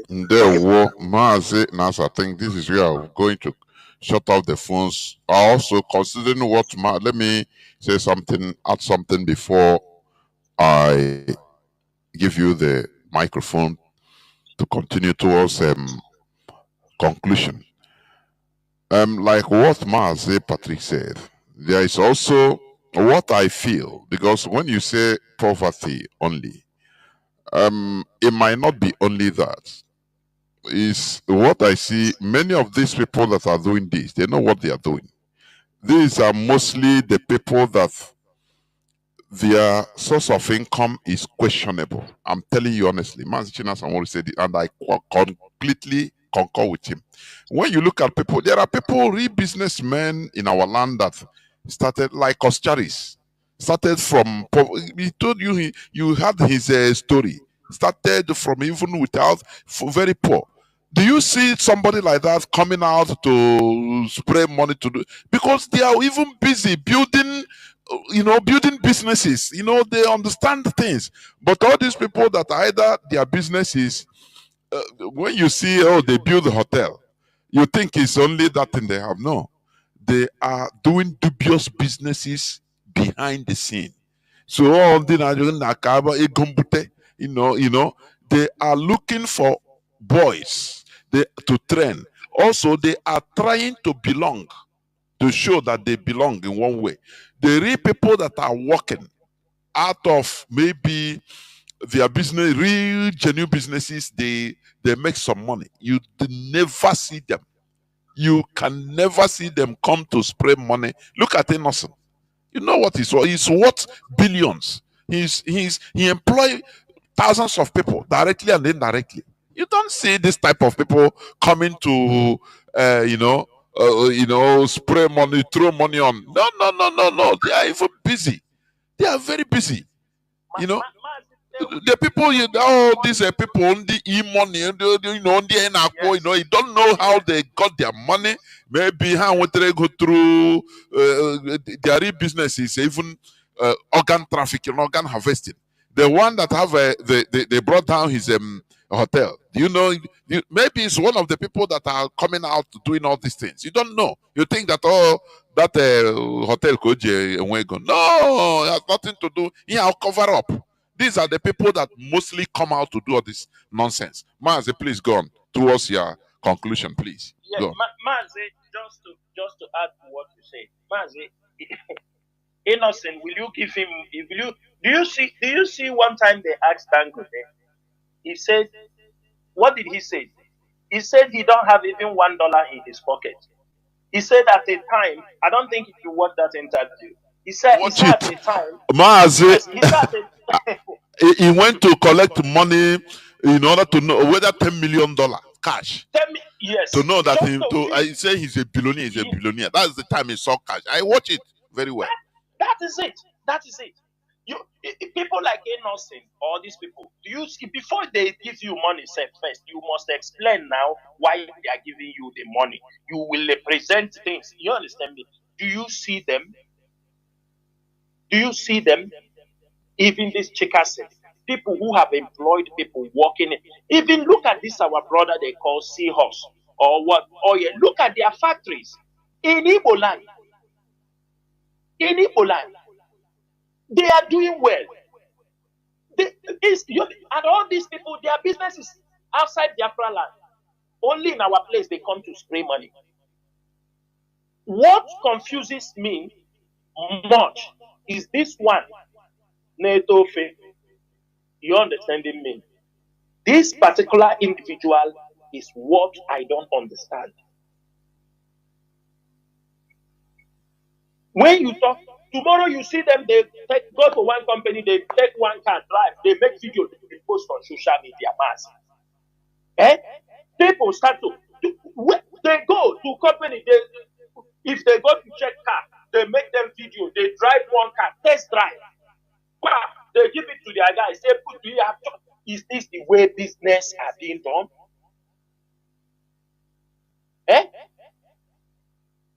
Mazi, our society have problems. Mazi, you see these people are not people. Mazi Patrick, your advice is very important. It's very, very, it's a welcome idea. But these are people that their mind is made up of evil. Forget about everything. They are being controlled by these politicians. This is my boy. They want to say, this is my boy, this is my boy. And when they're saying, this is my boy, you know what it means. Is that the kind of society? People should ask themselves, when all Jews of Carlo make all these things he make, he finish. Other people come, after them, they finish, they come. Of course, there are people we get. But there is no institution, great institutions, where, like this morning they are coming. Mazi, somebody came and said they drink champagne. Somebody said they drink champagne $200,000. Mazi, how much is $200,000? Mazi, it is enough to equip. Mazi, how much champagne is Elon Musk drinking? Elon Musk, the richest human being on earth. Mazi, you have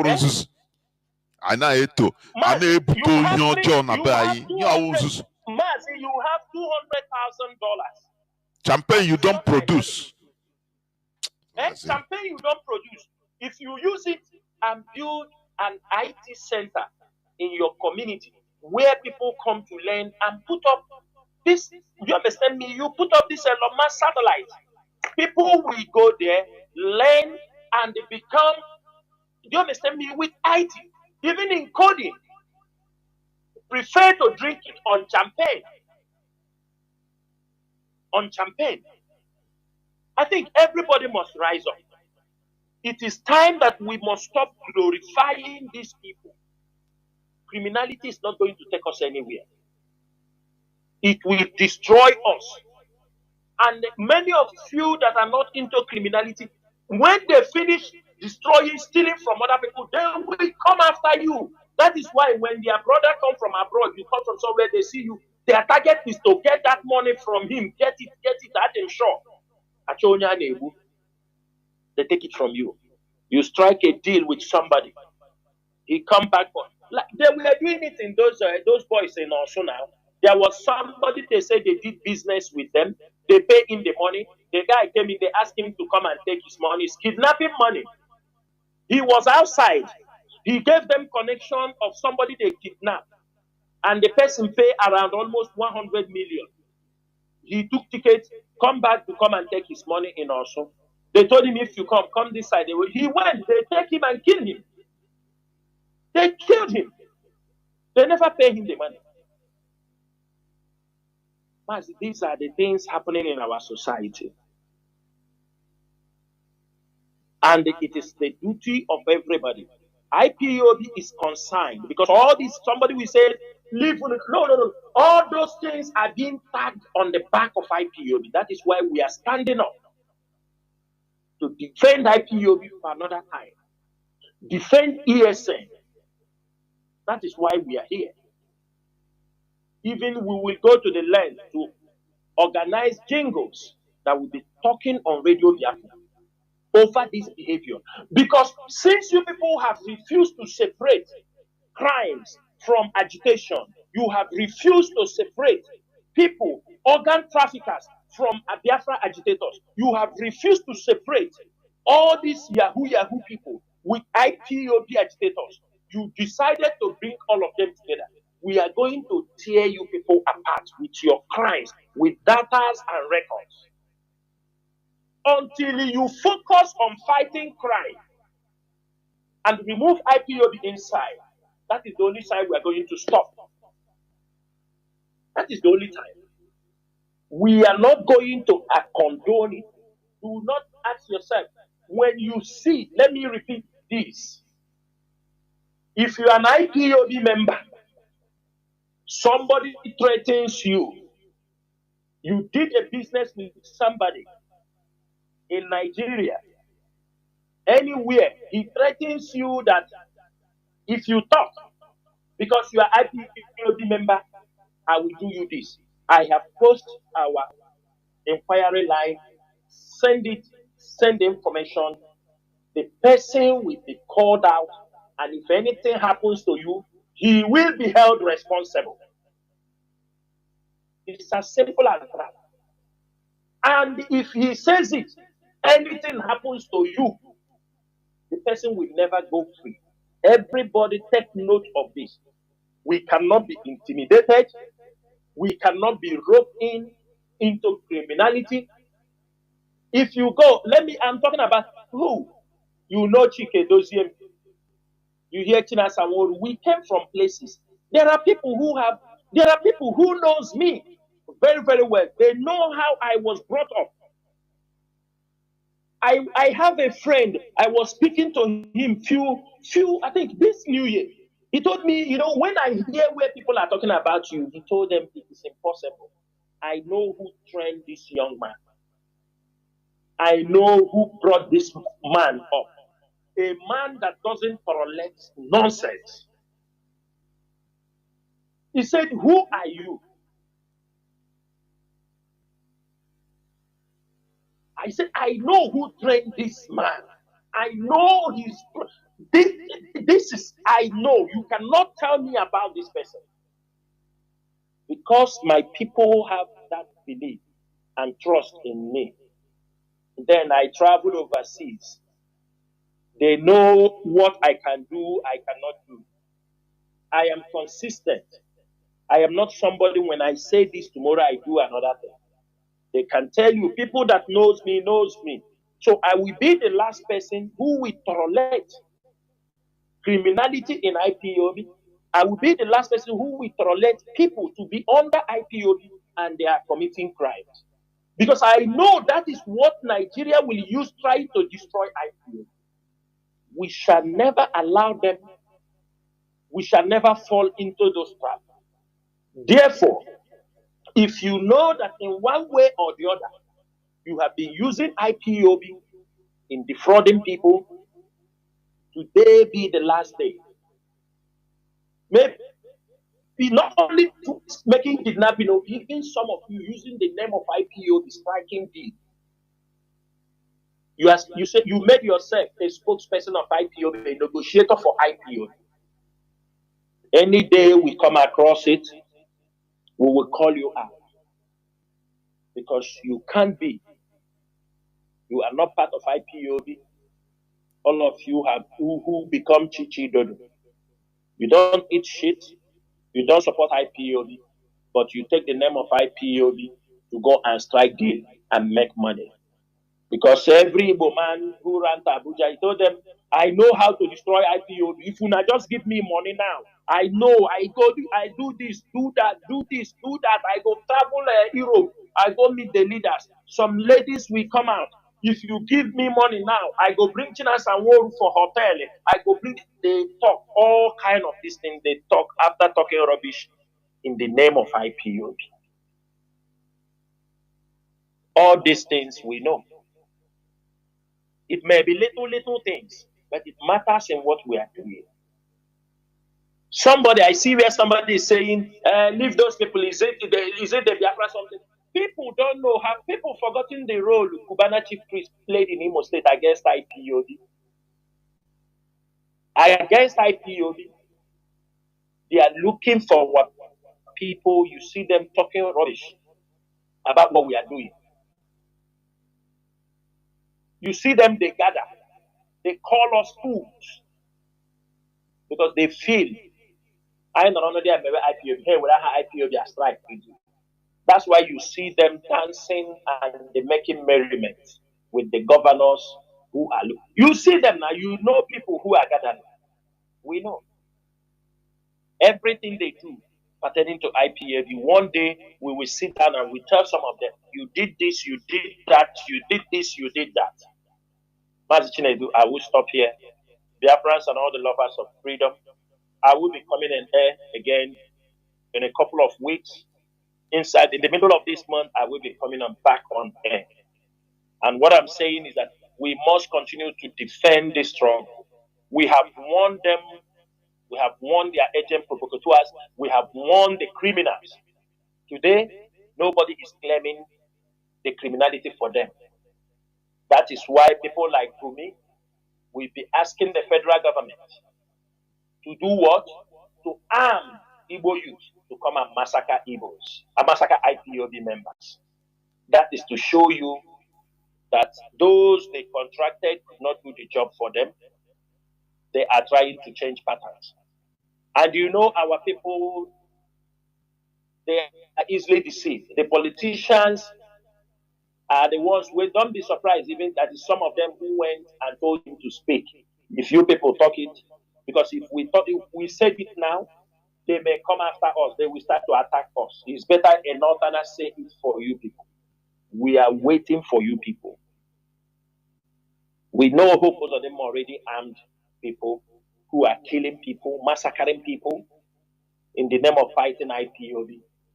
And all of you coming out on making press release, tagging IPOB name. Do you know what that means? You're coming on a press conference, calling IPOB names that we are involved. The day will reach, you people will explain to us how it is IPOB. You people know what is happening in your community. That is where I am very upset with those men who came out on. They know what is happening in their community. They know people that are killing people in their community. They know what they are doing in their community. Land dispute, business dispute, but they prefer to call the name of IPOB. Some of them have remembered that they don't have the electricity. They don't. Is IPOB that stopped you not to have electricity before this time? Is it IPOB? They don't have electricity. They don't have this thing. It was IPOB that stopped you. You were having electricity before. You want to now use it. Use the name of IPOB. Trying to say what you will talk. But it is well. Finally, for those of you who are telling us we should pause the struggle, to see, pause the struggle, pause the Biafra struggle because of what is happening in Igbo land, let me just give you a promise. No retreat, no surrender. We have just entered another stage. May Chukwu Kikabiama bless every one of you. Once again, my name is Mazi Chinasa. Mazi Chinasa comes from Obingwa. Obingwa is in Aba province, and I serve the indigenous people of Biafra as a member of the Directorate of State.